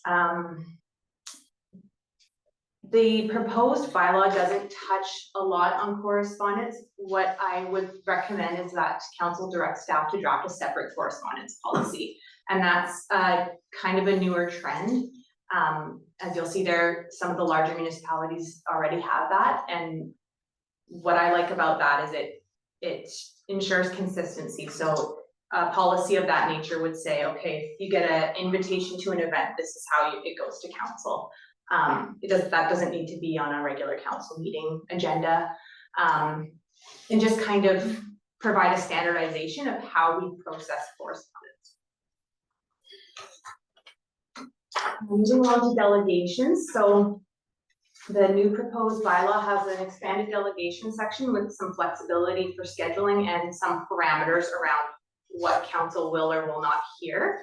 So this came up, I had a delegation request about a matter that was going to be going to public hearing. And so we had to discuss that and how that was going to look and whether that could be permitted on the agenda. So what you'll see in the new bylaw is some parameters around that. And also clarity surrounding whether delegates can attend a committee or commission meeting. They do right now. There's nothing to say that they can't, but it's just more clear in this new bylaw. An expanded point of order section has been worked into the new bylaw. Point of order is dealt with extensively in the community charter, with the appeal process all laid out. I've added a few parameters in there that would clarify that a point of order is always in order and takes precedence. And if another member of council requests that the applicable rule be cited, then the chair would be obliged to provide that. My favorite. And then another new section is reconsideration by councillors. So right now, under the community charter report, the mayor has the right to require council to reconsider within a certain period of time. Robert's rule speaks to council members' ability to reconsider. So what you'll see in a lot of comparables, a lot of other bylaws, is the member who voted on the prevailing side can request reconsideration at the next meeting only. So whether you voted in favor or against the motion, however that motion landed, if you were on the prevailing side, you can request it. And that the reason for that is just to ensure that someone who voted on the opposite side, the prevailing side, doesn't just bring things back for reconsideration multiple times. And then just quickly touch on public hearings. Public hearings are addressed in the LGA, and the chair has authority in the LGA to establish procedures at the hearing. What I've incorporated into this bylaw, and I think is important for consistency, is an order of business of how a public hearing will proceed. And there are some parameters in the new bylaw about how written correspondence will be handled as well.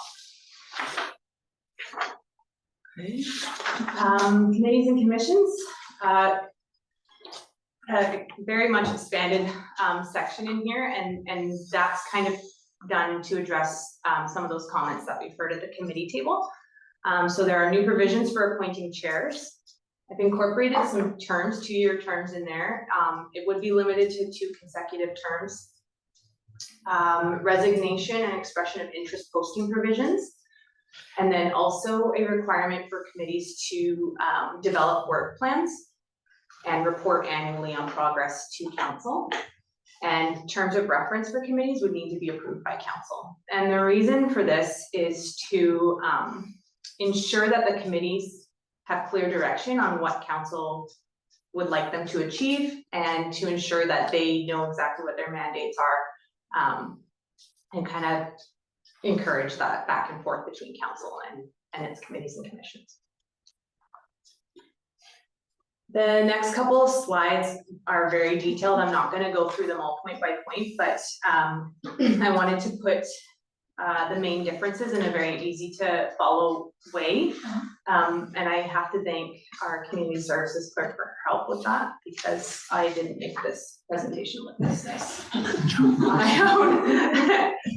Yeah, so I'm gonna flip through these, and if anyone has any questions when we come to discussion, we can definitely go back to them.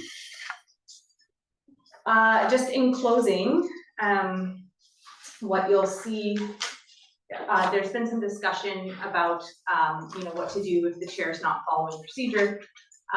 Ultimately, all council procedure bylaws have to rely on the chair to uphold the provisions of the community charter and the bylaw.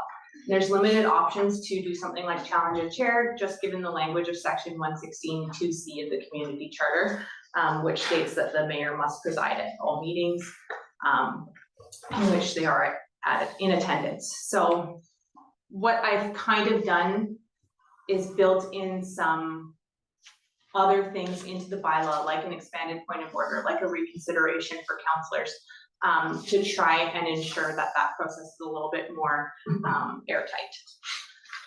So the next steps would be to give the bylaw first and second reading, and then direct staff to give public notice of the bylaw. So under the community charter, staff are required to, or the village is required to release public notice about the proposed changes to the bylaw, and then also direct staff to develop a council correspondence policy. I would recommend that the first 2 be taken separately and done today here. And then if there's amendments to the bylaw, they can come after that with a recommendation, that the bylaw be amended by doing this or doing that. And yeah, I'll leave it at that and open up the floor for. Councillor Paschen. Thank you, Your Worship. Just quickly, I won't run too much of this.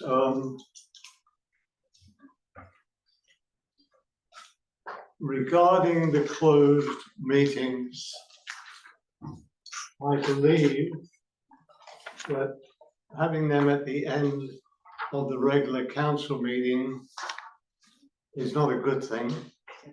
I find that after you've spent, last night, perfect example, 9:30 we're finished, and then we get into a closed hour.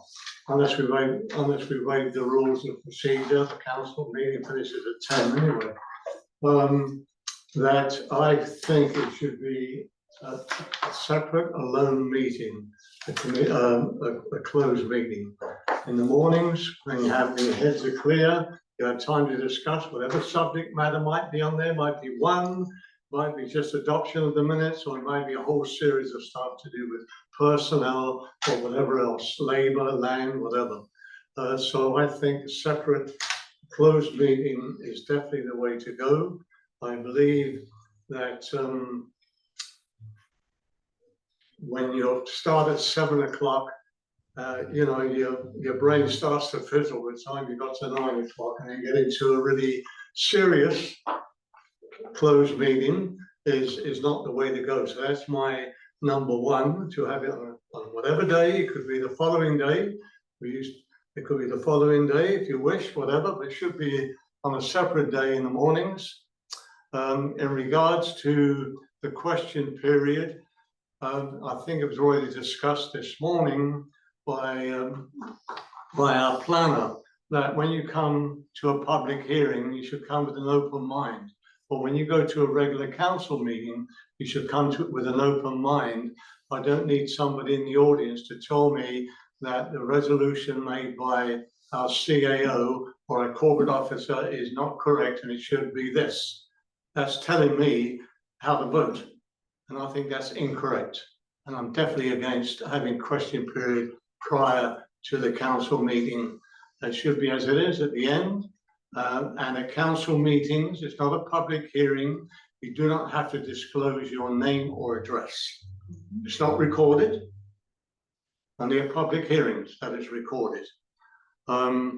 Regarding the times for council meetings, I'm glad it's been reduced, but I see that you've added another hour from 3 hours to 4 hours. 7 till 10, here it's 5 till 9. So it's gone up 1 hour. So I don't see that myself. Put it this way, we've had the same discussion at the regional district regarding to staff. Now staff probably come here 8 o'clock in the morning before 8:30. I mean, on a day like a regular council, they could and those that live out of town could be a 15, 16 hour day. Time they get home. That is a long day. That is a long day. And majority of the residents that come to our council meetings have gone down to what they normally are, and they're not mostly retired. There's rarely any young people that come to the council meetings. So I personally, I mean, it's up to council in the end. We'll either go with the recommendation of 5 o'clock, but I think it should start earlier at 3 o'clock, and then we're finished at a reasonable time. Where the and also at some point I shall bring it up again. I think the meeting should come back to this office, where when we need extra information from our staff, they have the flexibility of running down the corridor here and getting it from their office. I mean, the numbers, we knew they would disappear after a certain time, and they have. The last 2 or 3 meetings, there was 4 the week before, and there was 8 last night. So it's, I think it should be coming back, but I'll bring it up another time. So that's my, on the times also for the, again, and I'm looking at the staff time here. I don't think it's fair, again, with the Advisory Planning Commission, they've gone from, used to be a 2 o'clock meeting to 7 o'clock meeting at night. Well, that's another, and you have to have a staff or 2 staff people there, and sometimes the planner as well. So that should be reduced, to an afternoon session.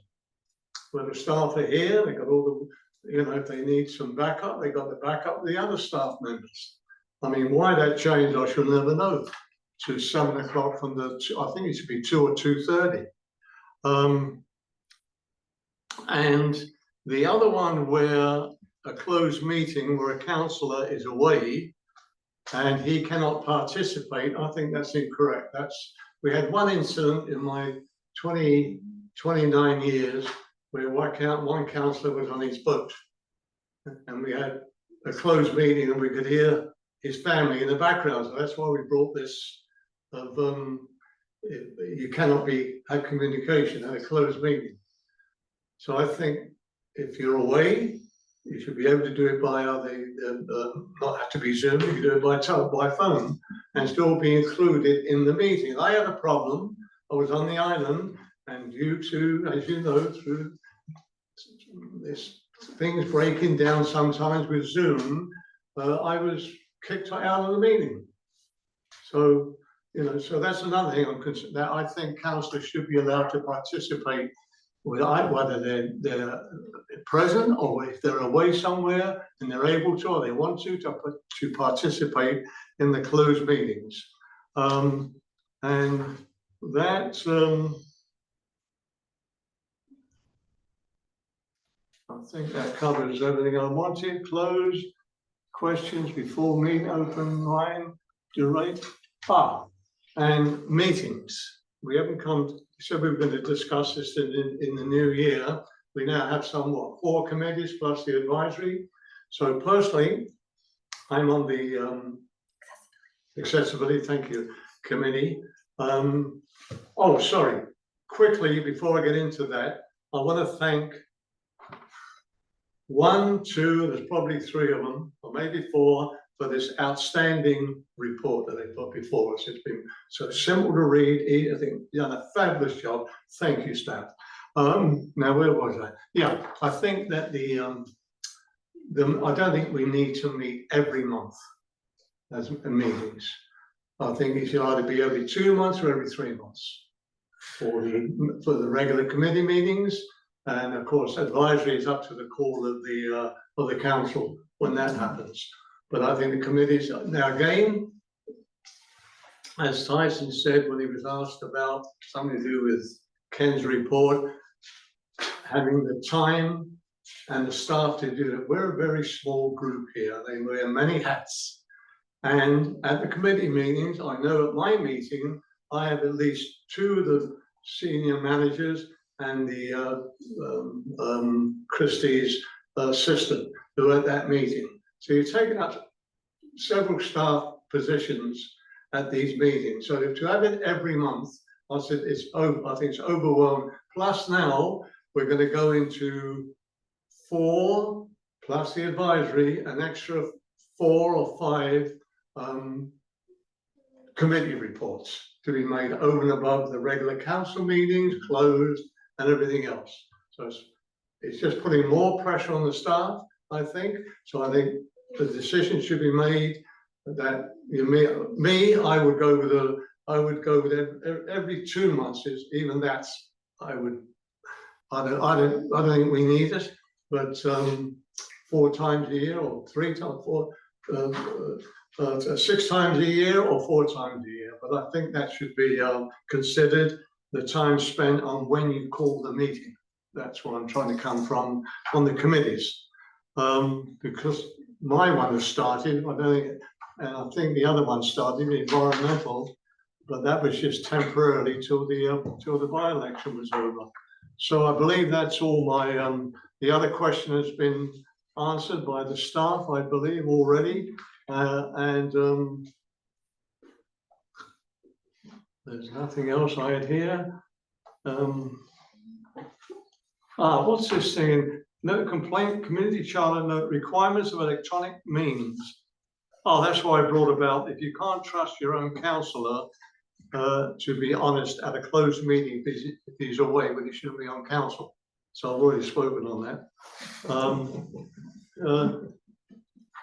Now this, nothing about amending something previously adopted requires some previously adopted to be amended by 2/3 vote. Well, I don't like that 2/3 vote. We had this problem previously where if you had 2/3 vote, it means 4 of us. Yeah. Unfortunately. I think a quorum should be the answer for that, personally. We don't have 2/3. Quorum. It's not possible. Yeah, so, so should be the quorum, you have a quorum, the majority of quorum.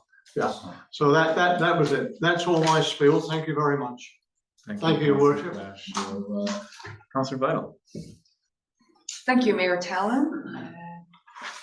I'll go ahead with my comments. I certainly very much like and approve of corporate officer's recommendation for the flexibility of question period at committee of the whole.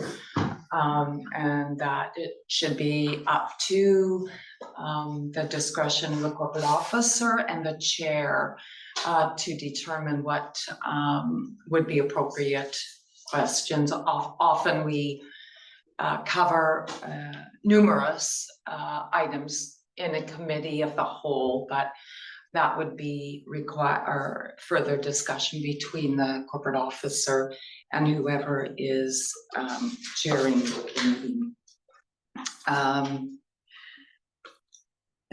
Closed meetings. Some of you may know my view on this.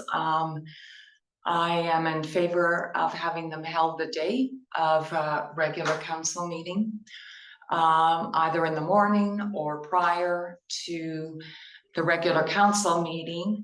I know one of the concerns that had been raised when it was discussed previously was for some reason, some level of a conspiracy saying that if it was held prior to regular council meetings on the same day, then what council would be doing would be discussing the agenda of the regular council meeting and indicating how would they vote. Nothing is further from the truth in closed meetings. So I'm in favor, as Councillor Facio said, having them the same day as regular council meeting. Also because all of us are busy with committee assignments, me included. So to have it on any other day, now what happens is if corporate officer or the mayor thinks that a closed meeting is necessary, taking a survey of councillors as to, can you make this day, this day, this day, often it's very difficult to pin down. So if we could say, you know, that's not overstepping if something of an emergent nature came up, but regular closed meetings, which may not have to happen before every council meeting. But I know for myself, if I could say, yes, I need to take all of regular council meeting day and put it aside for whether it's a public hearing or whether it's a closed meeting. I am not in favor of changing the start times for our meetings. There still are people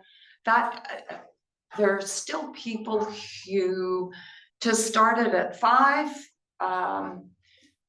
Some people are not home from work. There are still people in this village that work, and that is also dinner time. So we do have it that our regular council meetings must end at 10 p.m. And I'm not in favor of changing that. Public hearings, if they need to also be held prior to the regular council meeting on that day, I'm fine with that. I do agree that closed meetings, all council should have the opportunity to attend, whether it is via Zoom or via phone. I know at one point there was a concern about privacy because closed meetings are not open to the public. But I believe that platforms and software have now increased to the point where that security of the meeting is not as big an issue as before. That's all I have to say at this time. Thank you. Thank you, Councillor Bible. Councillor Jackson. Thank you, Your Worship. First of all, I'm opposed to questions after council meeting. My 11 or 12 years on council, all I've ever heard is nothing really that pertains to what's on council except criticism or we don't do it right or all this kind of stuff. What I've seen happen quite often in the United States and various council meetings I've gone is what they do, if a person has a question, they bring that question to the corporate officer there. The corporate officer puts it on the agenda. And when that part of the agenda comes up, at that particular time, the answer to that question, the person who delivered the question can stand up at a podium. They stand there and they hear the answer back. Now it has to do directly with the agenda that we have, not what we've just looked at. And it takes on the average a whole bunch of maybe 3 minutes, 4 minutes. It's not the rambling thing. So the person gets their answer and they go back and sit down. It works really well. The way it is now, it doesn't work. It doesn't work. I mean, the points made here with by other councillors, some of them I agree, some of them I don't. I'd like to see the start time earlier. However, whatever happens, happens. But I applaud this council procedure bylaw. On the majority of it, I could take it and approve it right now. I think it's so well done, and you can massage until you're, for a whole week, it won't make any difference. Anyway, I've had more to say. Thank you, Your Worship. Thank you, Councillor. Councillor Swan. I guess it's my turn, Anything? Your Worship. Apparently, I now need to call you my worship, as well as Mayor Talon. So I'll try to be more careful. One or the other. And actually specify, I was wondering if they call that the Mark rule, because I always call you something wrong. I think I call you Your Honor sometimes. Should we just continue on the same format? I don't know if we're. You're welcome to comment as committee of the whole, so we've received the report or the presentation, so Yeah. I will go back and forth, I think, because I've made notes on both. Sure. Main bylaw as well as the slides, which are excellent, by the way. I've been in a lot of corporate reports, and to see this concisely and succinctly reported and schematically reported like this is really helpful. So thank you, both of you. Yeah, I'm in favor of going into like some of the when we have a council meeting. I would like the idea of going into a short committee of the whole. There are some times where we need to speak more directly to each other and less formally to one another. For instance, the hotel, I think the way that you ran that meeting was excellent. It could have been done the way you did it, or in a committee of the whole, being able to go back and forth and that sort of thing. I feel sometimes pressured to get my point across in a minute or 2 minutes. And then, for instance, last night I was asking some questions and I wasn't quite done. And then another councillor kind of got in there and I lost my train of thought. So being limited to 5 minutes is tough. It'd be nice if some of the bigger issues we could go into a committee of the whole, even in the middle of the meeting. I think that would be a good idea. I think that's part of this as well. The agenda preparation. I had always assumed that you two work together on the agenda. Is that not the case? Is that? I would prefer to say. Is it typically Tyson that gives you the agenda or? It's done, the corporate officer, Amanda, compiles the agenda and we look it over and then we'll pass it on to Mayor Tell for his purview. And does the new bylaw allow for input? Well, you've got some new motions in there. So council is allowed to put in some new motions, I understand. Is that right? So that's a part of the agenda. So there's a notice of motion, I think is what Okay. you're speaking to. Well, what I'm speaking to is I want to make sure that politicians also have a say in the agenda. Or at least are able to say, hey, corporate officer and CAO, we'd like to add this on the agenda. I want to make sure you at I think least. there's the Wednesday Deadline. cutoff for notice, so the corporate officer can compile the agenda. So if there's an agenda item any councillor wants to have added, there's by letting the corporate officer know, then it gets on the agenda. Okay. There's interest in having an agenda. So that's in the existing procedures. All right. For anyone to point on, a councillor to raise a point. Okay, so carry on with the way you have proposed. Question period. I find it, I don't know what we're going to decide on, but I do find it currently useless, to be honest with you. It's late at night. Typically someone's just kind of trying to be negative and point out our flaws. That's not fun. Just want to let that sink in. It's not fun to have that after a long day that you've worked hard.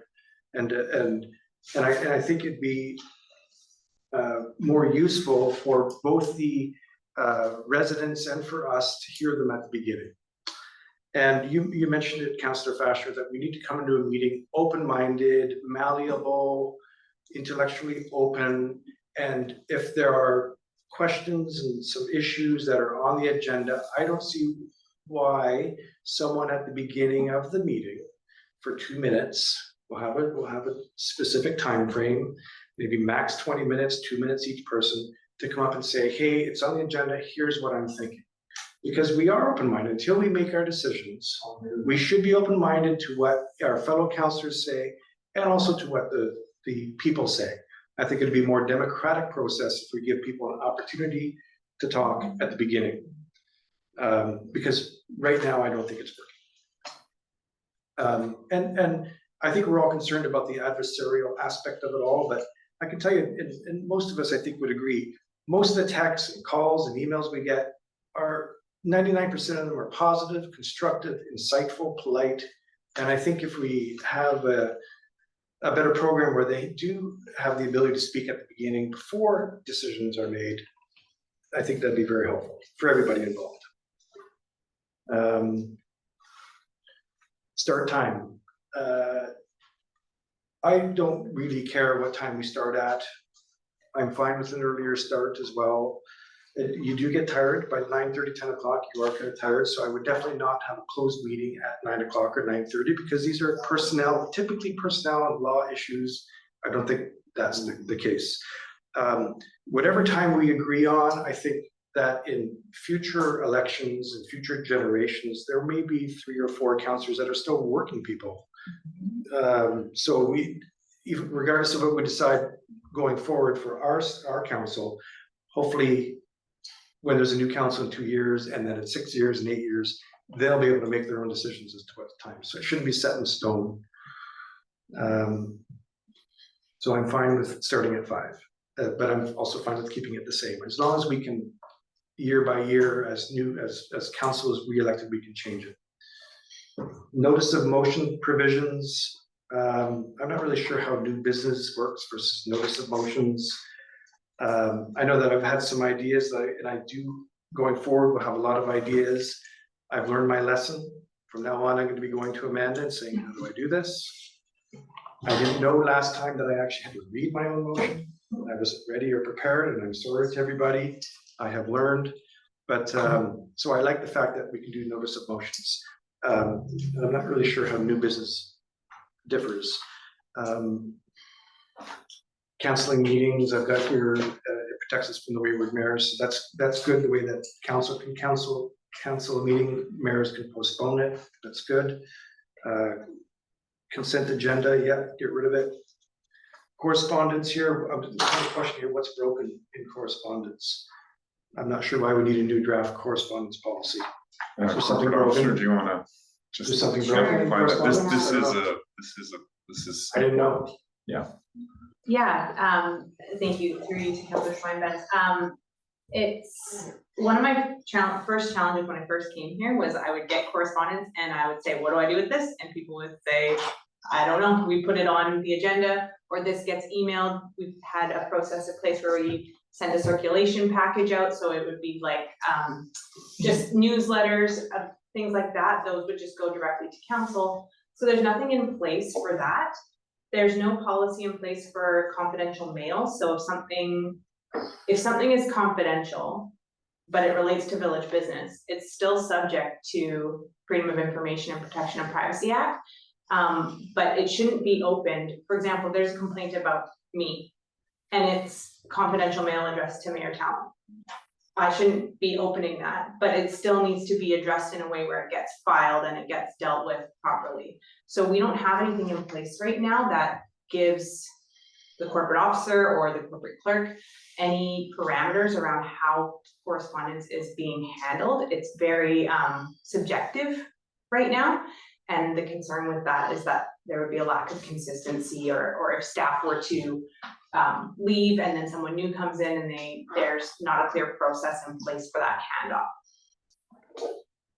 So you're gonna devise a new policy and put it in here, okay? That will clarify what correspondence gets added to an agenda package. Okay, For example, we can get any number, like today, Girl Guides wrote. Great, they sent cookies too, great, fantastic, the cookies won't go on the agenda. But the request for blue lights, I got a letter from the Legion for an event in the summer, so what goes on? We also from time to time get correspondence with citizens raising legal matters with the village, should that go on? Any number of things come on, and I think the corporate officer wrestles with, okay, how come I'm solely making this? I'd like to have some rules and procedures and policies to follow, so that things that should be included are included and not overlooked, and inappropriate things aren't included in the agenda that compromise village interests. okay. Any reference to 2/3 vote, I think needs to be changed to 3/5 or quorum. Okay, sorry. A councillor may speak more than once to same question at the leave of council. So the chairperson is going to have the ability to control the conversation. And like I said at the beginning, it's helpful if we can come around the table a couple of times on certain big issues, if we could. And so far you've been allowing that, so that's great. So there's a couple things here.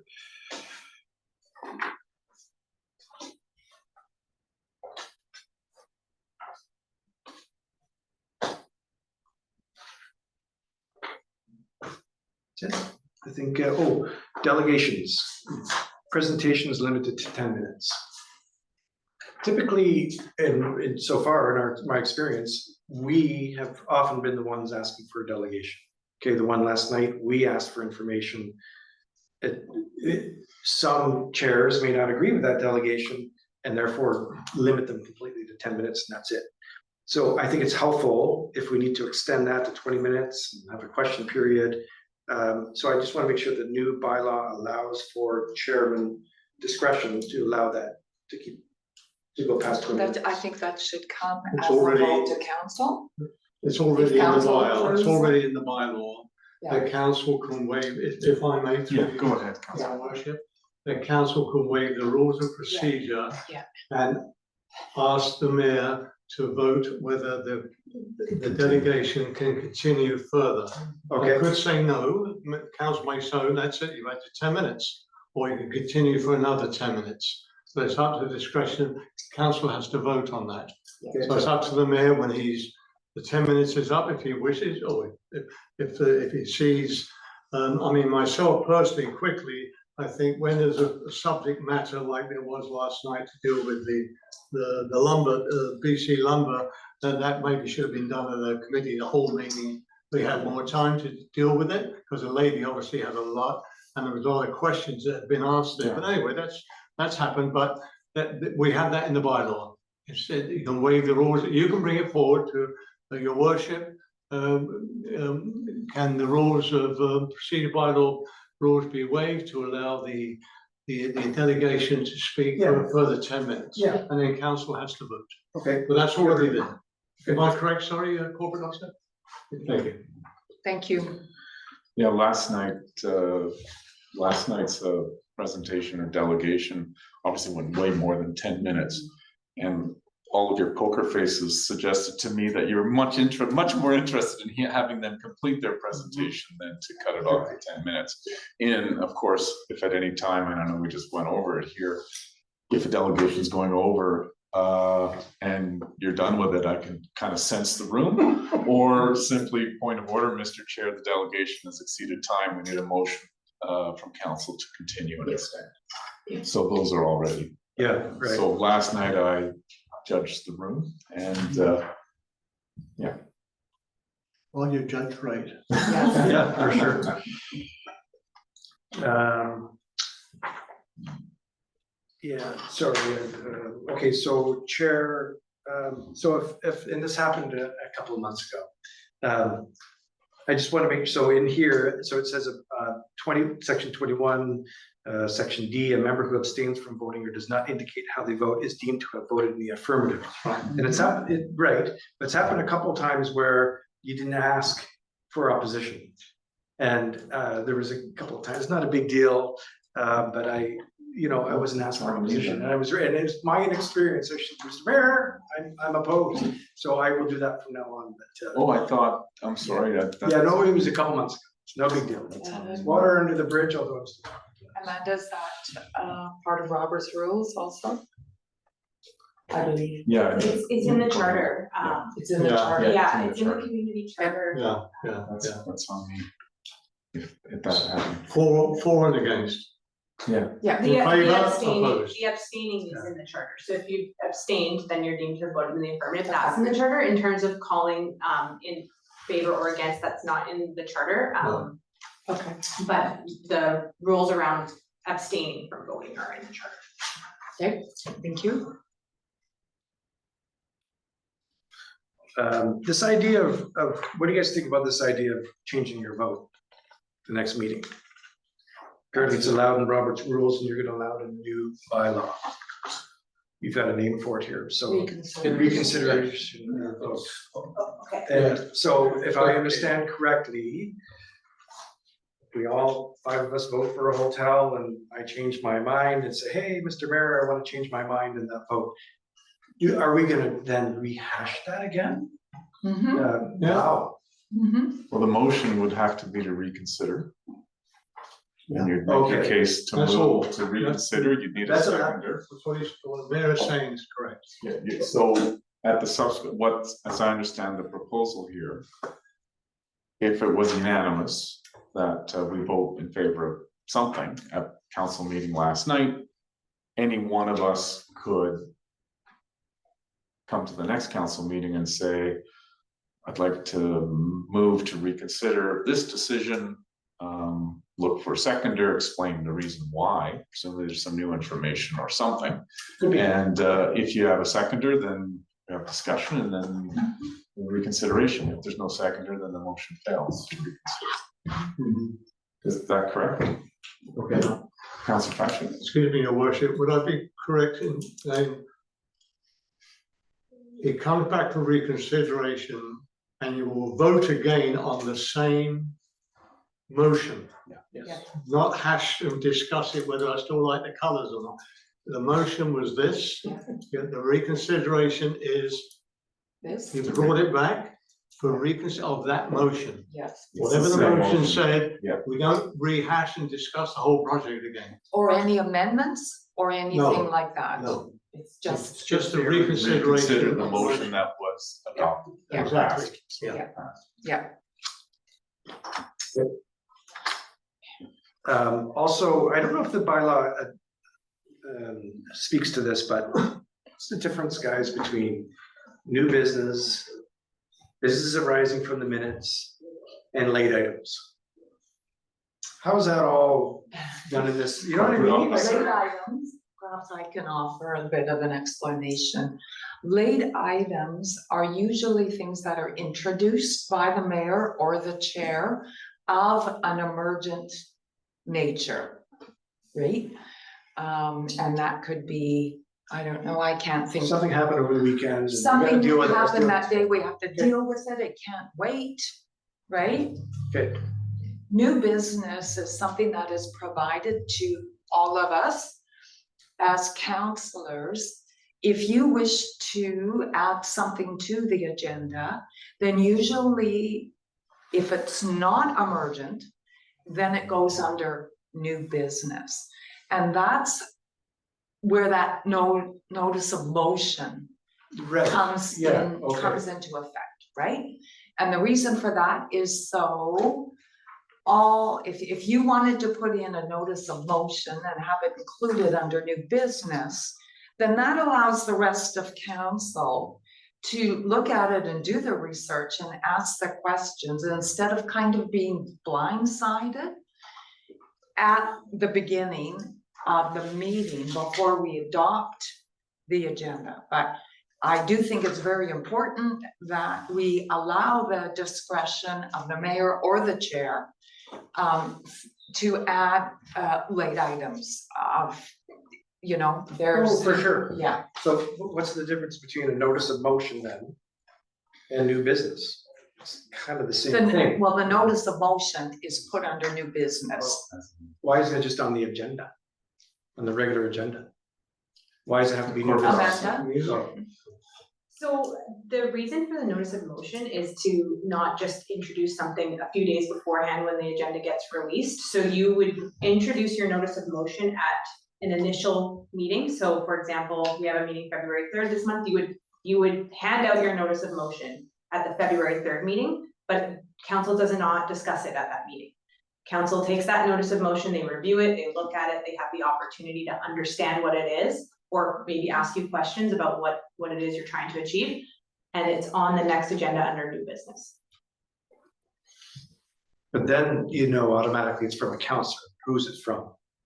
Versus why can't it just get on the agenda? If I talk to these two gentlemen and you about, hey, here's something that's been bothering me, I want to change this about the community. Put it on the agenda, we'll talk about why does it have to be sponsored by a counselor and, you know, and written up and all that kind of thing. I'd rather work with staff on the strategy about that motion. Sorry. Council Chair. Yeah, Council Patrick. So through the chair, to yourself, councillor. The whole concept of late items is if there's something that has to be, there's an emergency, has to be brought up through, say, the CEO to the mayor, say, look, we really have to put this on the agenda. It's an emergency. We need to borrow $100,000, whatever, something. So, but it used to happen that councillors would put in these late what do you call it? The item we're talking about. New business. No, yeah, Notice of motion. the beginning of the Late item. late items. Now, Eli Minor, I think that's how you pronounce it. When I first came on council, I attended one of his sessions, and one of the things that he pointed out, and so will probably Ron Paul would tell you the same thing. That's the last thing you want to do, is to put a late item in, because you're rushing the council to make a decision without all the proper notification or the background work to it. That's why what Amanda's saying, you put a notice of motion, to put it down the new, then it goes back to get more information, so at the next meeting, council can make decision whether Mark should be putting that sidewalk in. Right. So the idea is not to rush you into making the decision unnecessarily. And when you make decisions on a quick go like that, it comes back to bite you later. That was the reason why we brought in new business for that reason, to give a councillor an opportunity to do it under new business instead of adding it at the beginning of the agenda. But why not instead on a Monday, on a Tuesday, go to Tyson, Amanda, and Fred and say, I want a new sidewalk in my community. And I've done some research, it's gonna cost $15,000. Can we please put it on the agenda? And they agree. Versus a notice of new motion. Like, It's a procedural thing, isn't it? yeah, It's a procedural thing. well, it is, but it's perceived though by, hey, Mark is sponsoring this sidewalk. He kind of ticked me off last time. I'm not gonna, it's a silly idea. It's come from Mark. You know, versus just being on the agenda. I found out the new business has worked out very well for a lot of councils since we brought it in 6 years or so ago. Worked out very well. They asked for it, the council at the time, the new business. That gives us an opportunity not to throw it in at the beginning of the meeting, which will, you're going to turn around and say, well, we don't have enough information to make a decision. Where you going to the corporate officer a week before and say, look, this is what I would like to put under new business. Then you can put it in under a motion, like you did a couple of weeks ago, whatever that was. One was passed, one wasn't. And that's the way I believe is the best way to do it. But that's my opinion. As chair, if it's on the agenda, I'm hoping someone can speak to it. And if it's just an item that isn't sponsored or recommended from staff or comes up, it's who wanted to talk about this, and you wind up with, I don't know, how did it get on there? I don't want a situation where there's things on the agenda that don't have a momentum behind it. I needed to get some of those questions up. This is an educational day, and I need to do Thank that. No, thank you for your comments. I have a couple on this. I love the presentation. This really helps me read what stays the same, what changes, and these key features. Starting time of the meeting. I'm really split on this. I hear regular comments that anytime a meeting is inconvenient, whether it's 9 a.m., noon, 5, 4, 7, they're all inconvenient times for someone. I kind of like knowing we have 2 scheduled meetings every month, to have one earlier and one later, and like 4 or 6. I'm mindful of people that are still working who may want to attend in person. But I also sort of go, you know, there are meetings if we have a longer agenda, starting at 4, would be a little fresher at 7. So I'm kind of, I think that's worthy of some consideration. And then people, they're all at 4 in the afternoon. That doesn't work for me. Well, there's some at 6 that may, you know, if you want to attend in person. I also know a lot of people watch remotely, and a lot of people watch the recordings, which allows you to skip through the bits you're not interested in and get to the parts you're more interested in. So that remote and the recording, I think, allows a lot of people to watch. And I think there's way more people watching our council meetings, including this one, than are actually present physically.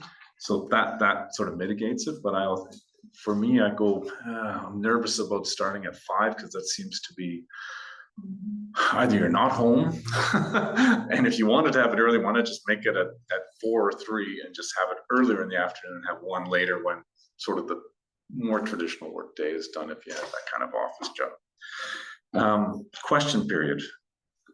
I don't see the value in questions or statements at the end of a meeting. I think most people are pretty tired at the end, and I think that period of time, those statements that are made are often made not for the benefit of council. I know they're intended that way, but they seem more for the benefit of the speaker. It doesn't help us as councillors as we debate or deliberate on matters. I would prefer it earlier in the meeting. And I think if it is, then it comes with some pretty clear guidelines and rules as to the time expectation and what people may speak to, and what the nature of the comments can be, like very focused on agenda topics with a very strict time frame, those kind of things. I would be in favor of that. There's one thing that isn't on, and I've seen it on a lot of different council agendas, a standard standing item right at the beginning which is declarations of conflict. And it can go fast, it can go easy. That's not spoken here. I think there's some merit for transparency and accountability to just have a standing item that takes maybe 30 seconds to go through if there's any declarations of conflict. And hearing none, we move on. If there is, then we can deal with that in the appropriate way. Because right now, if there's if one of us is in a conflict, I guess we'd have to point of order, point of privilege, something along those lines to recuse someone from those council debates at that time. And that could be awkward. I'd rather have it as standing item that, it's a small village. We know a lot of people. Just make sure we're not in conflict and just move on. The other things in here, I think there's lots of great updates procedurally. Don't have a lot of substance on them. Those are the big ones for me anyway. But I like the work that's been done here, and I look forward to our council deliberations, debates on the actual wording of the bylaw as we go forward here. Go through lots to think about. So I thank staff for putting together a really helpful, digestible package of information. Okay, thank you. Thank you. We didn't talk about council reports. You had it in there, I think also. Do you want to comment about that? Is there Change the way we do our council. I didn't have one just last night. Oh, you mean the length and what we say? Yeah, like our council reports. Well, I agree that it should be shortened. Shortened, take up too much time. Personally, that's just me, I've always done that. Yeah. There had been a previous suggestion that councillors provide written reports, submit them to the corporate officer prior to the agenda being done, and those councillor reports then are put on as part of the agenda package. So the only concern is that if there are questions from the public related to councillors' reports, then that also takes up time in the meeting. But Right. I'm okay either way, right? If we didn't, I mean, people know, or public, residents know what committees we're on. Yeah. Well, they should, well, it's on the, well, they know what committees we're on. So basically, all we're doing is reporting on a committee meeting, so, and they're published, the committee meetings, I believe, so they go on the site. So really, you could do away with questions from the councillors entirely and just move. I believe now, there's I know sometimes I bring this up quite often. I've been doing this for a long time, but I believe our meetings can be shortened. I think they do carry on a bit too long. One is to do with the reports. Some councillors have more to say there, but it depends how many meetings they attend, obviously. But at one time it used to be you just report on the committees or liaisons that you're on. Nobody's interested if Leo's gone to Todd Richard's concert or this or that business. You know what I mean? No, that's not part of the report really. It's just if it's accessibility, regional district, that's it. No more than that, and keep it at that, that's how it used to be. And I think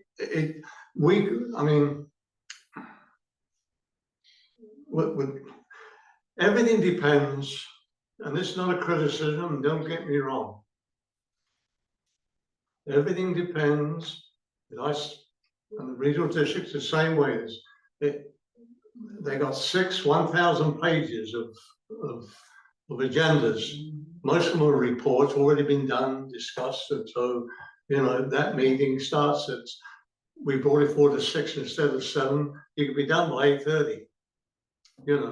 But sometimes, but of course, there's always closed meetings or before or after. But anyway, what I'm trying to say is, I think His Worship and the CEO should maybe, how can we massage it a bit to reduce the time that we spend, because the mayor, we had spoken briefly about this when he first came on board, that, in the evenings, your brain's not as bright as it is the early part of the day. And, not because you're older or anything else, it's just the way it is. You're getting tired, or your brain's not really as active as it normally is. That's why during the day, I know that Chilliwack has meetings, I think at 2 o'clock they have a meeting, and so does Abbotsford. They have their meetings that early, to deal with their regular meetings. So really, what I'm saying is probably useless, because it just depends what the subject matter is and how long it would take on discussion. It all boils down to discussion in the end, really. How much am I going to keep rattling on like I am now? So, and I'm good, at least I admit it. The meeting lengths depend on how much we all have to say. And we have to police ourselves, as I think what Councillor Fascio is struggling to say succinctly, is to be concise where we can. And Mr. Mayor, Councillor Swinburne. thank you. If I could add something to it. Councillor Fascio said, I do think, we're elected officials. We are, I think it would be okay to editorialize and personalize for a couple of minutes. Maybe we can shorten our things up, but that's our one chance to stand up and be leaders in the community and say something, that whatever we want to say, I assume. Secondly, when we think about the backing up the time of the start time of our council meetings, we have to remember that we have young staff with kids also. So they're getting home at 10 o'clock, 10:30. I know Tyson had dinner with his wife at 10:30 last night, so did I. Maybe starting early would be a great idea. Maybe take a load off these staffs. Yeah, I agree.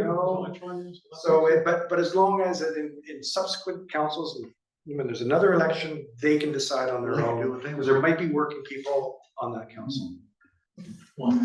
Councillor. One last comment. Sure. Mayor Talon, or actually two. I would not want to see the elimination of the ability for councillors at council to be able to speak to some things. Often it may be a public service announcement. It may be a call out for volunteers. And I liken that, as I sit on the Terry Fox committee, to provide that update on total funds raised. I think that that's important. Also, I just want to just add a comment about closed meetings being held the day of regular council meetings. One of the benefits is that whatever council decides, motions or resolutions to be released to the public can verbally be released by the corporate officer that night at the regular council meeting, rather than waiting another 2 weeks, or in the case of the summer, another whole month for the public to become aware. So. Correct. Thank you. All right. Thank you, Mayor. Councillor Jackson, you No, have a final comment? I'm so lost on this, I try to find my way home sometime, but are we finished with what we would, what do we have to do now? It's sort of lost track of. Corporate officer, there is, I think we're on somewhere in C on our meeting agenda. We're coming to the end of our committee of the whole. Yes, Councillor Jackson brought up a great point, which I was gonna ask for clarification for next steps. So if council wants to pass a resolution for these first and second reading, direct staff to give public notice, and then develop a council correspondence policy. None of that will take place until after the next regular council meeting, but that can happen here. So if you want to do that, and then there is another recommendation just on the agenda face that the committee of the whole rise and report to council, and that council adopt the report. So second. Discussion to the motion, or moved by Councillor Jackson, seconded by Councillor Fascio. A discussion on that motion. Sorry, what's the motion? What are we doing? Corporate office, could you restate the motion, Sure. please? So I would have one motion that council procedure bylaw number 1216 be introduced and given first reading and second reading, and that staff be directed to give public notice of council procedure bylaw in accordance with section 124(3) of the charter, and that staff be directed to develop a council correspondence policy. So that would be one motion. So let's do that. Okay, Discussion, Councillor Swinburne. Thank you, Mr. Mayor. So what about the changes and input that we've had today? A corporate officer. thank you. So I will kind of summarize what we talked about, and unfortunately, there's just some differences based off, you know, just start time. So I will take into consideration I took notes, what was discussed today, make any applicable changes and bring the bylaw to a regular council meeting for consideration, or it would be third reading or for further amendments at second. It's required to be brought back to a Oh, council absolutely, meeting yeah. before a bylaw can be adopted anyways. Absolutely. So there will be at least two more opportunities for council to discuss it, Yeah. for third reading and adoption, and we have to have time to give that public notice as well. Okay. So if we'll see a complete draft of the bylaw, if I'm summarizing correctly, at the next council meeting, and at that point, depending the balance of this conversation will help inform the next draft, but obviously there isn't a consensus on several matters. So those matters will have to be hashed out one by one, like we've done before, at a subsequent council meeting before we get to a third reading and adoption. Is that clear? Is that okay? Any further discussion on that motion? Seeing none, I'll call the vote. All in favor? And that passes unanimously.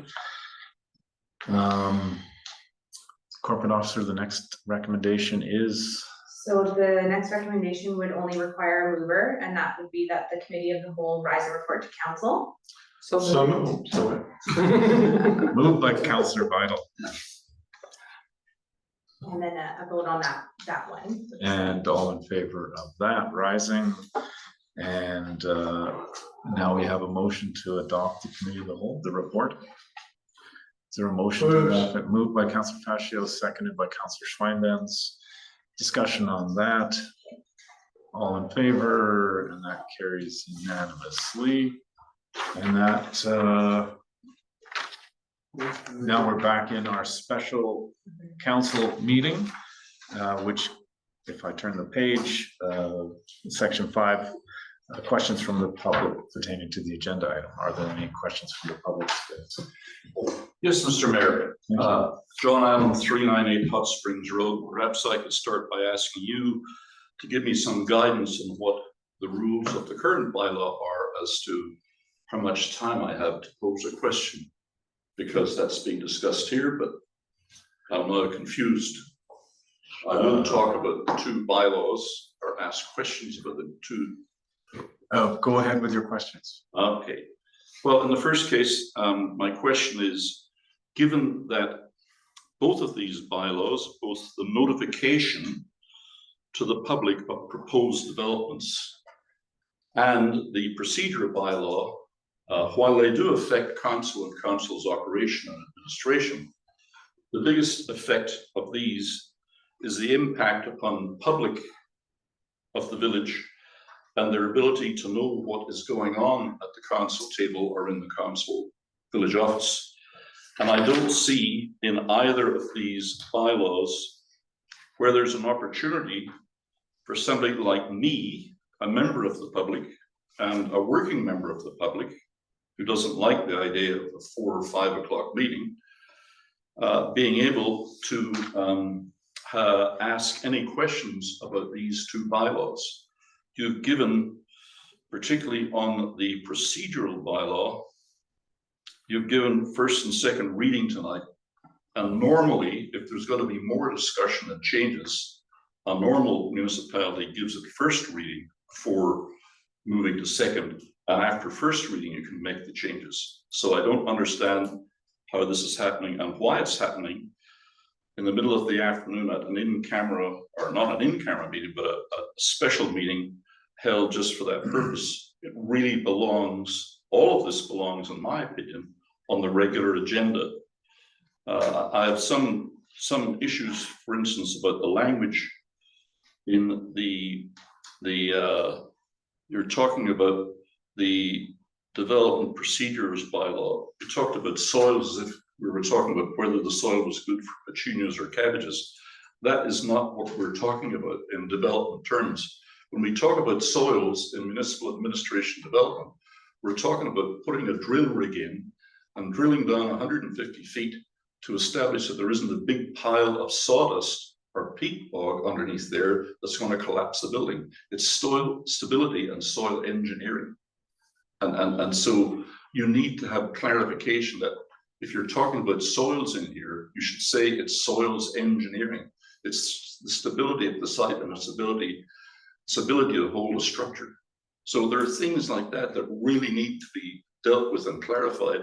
And all of what you talked about, including the excellent presentation from the CEO on the procedural bylaw, I didn't see a place that said, this is where the public has a chance to speak at will about the impact of these bylaws upon civic participation and the public's right to be involved, to be informed, and to have input into these bylaws.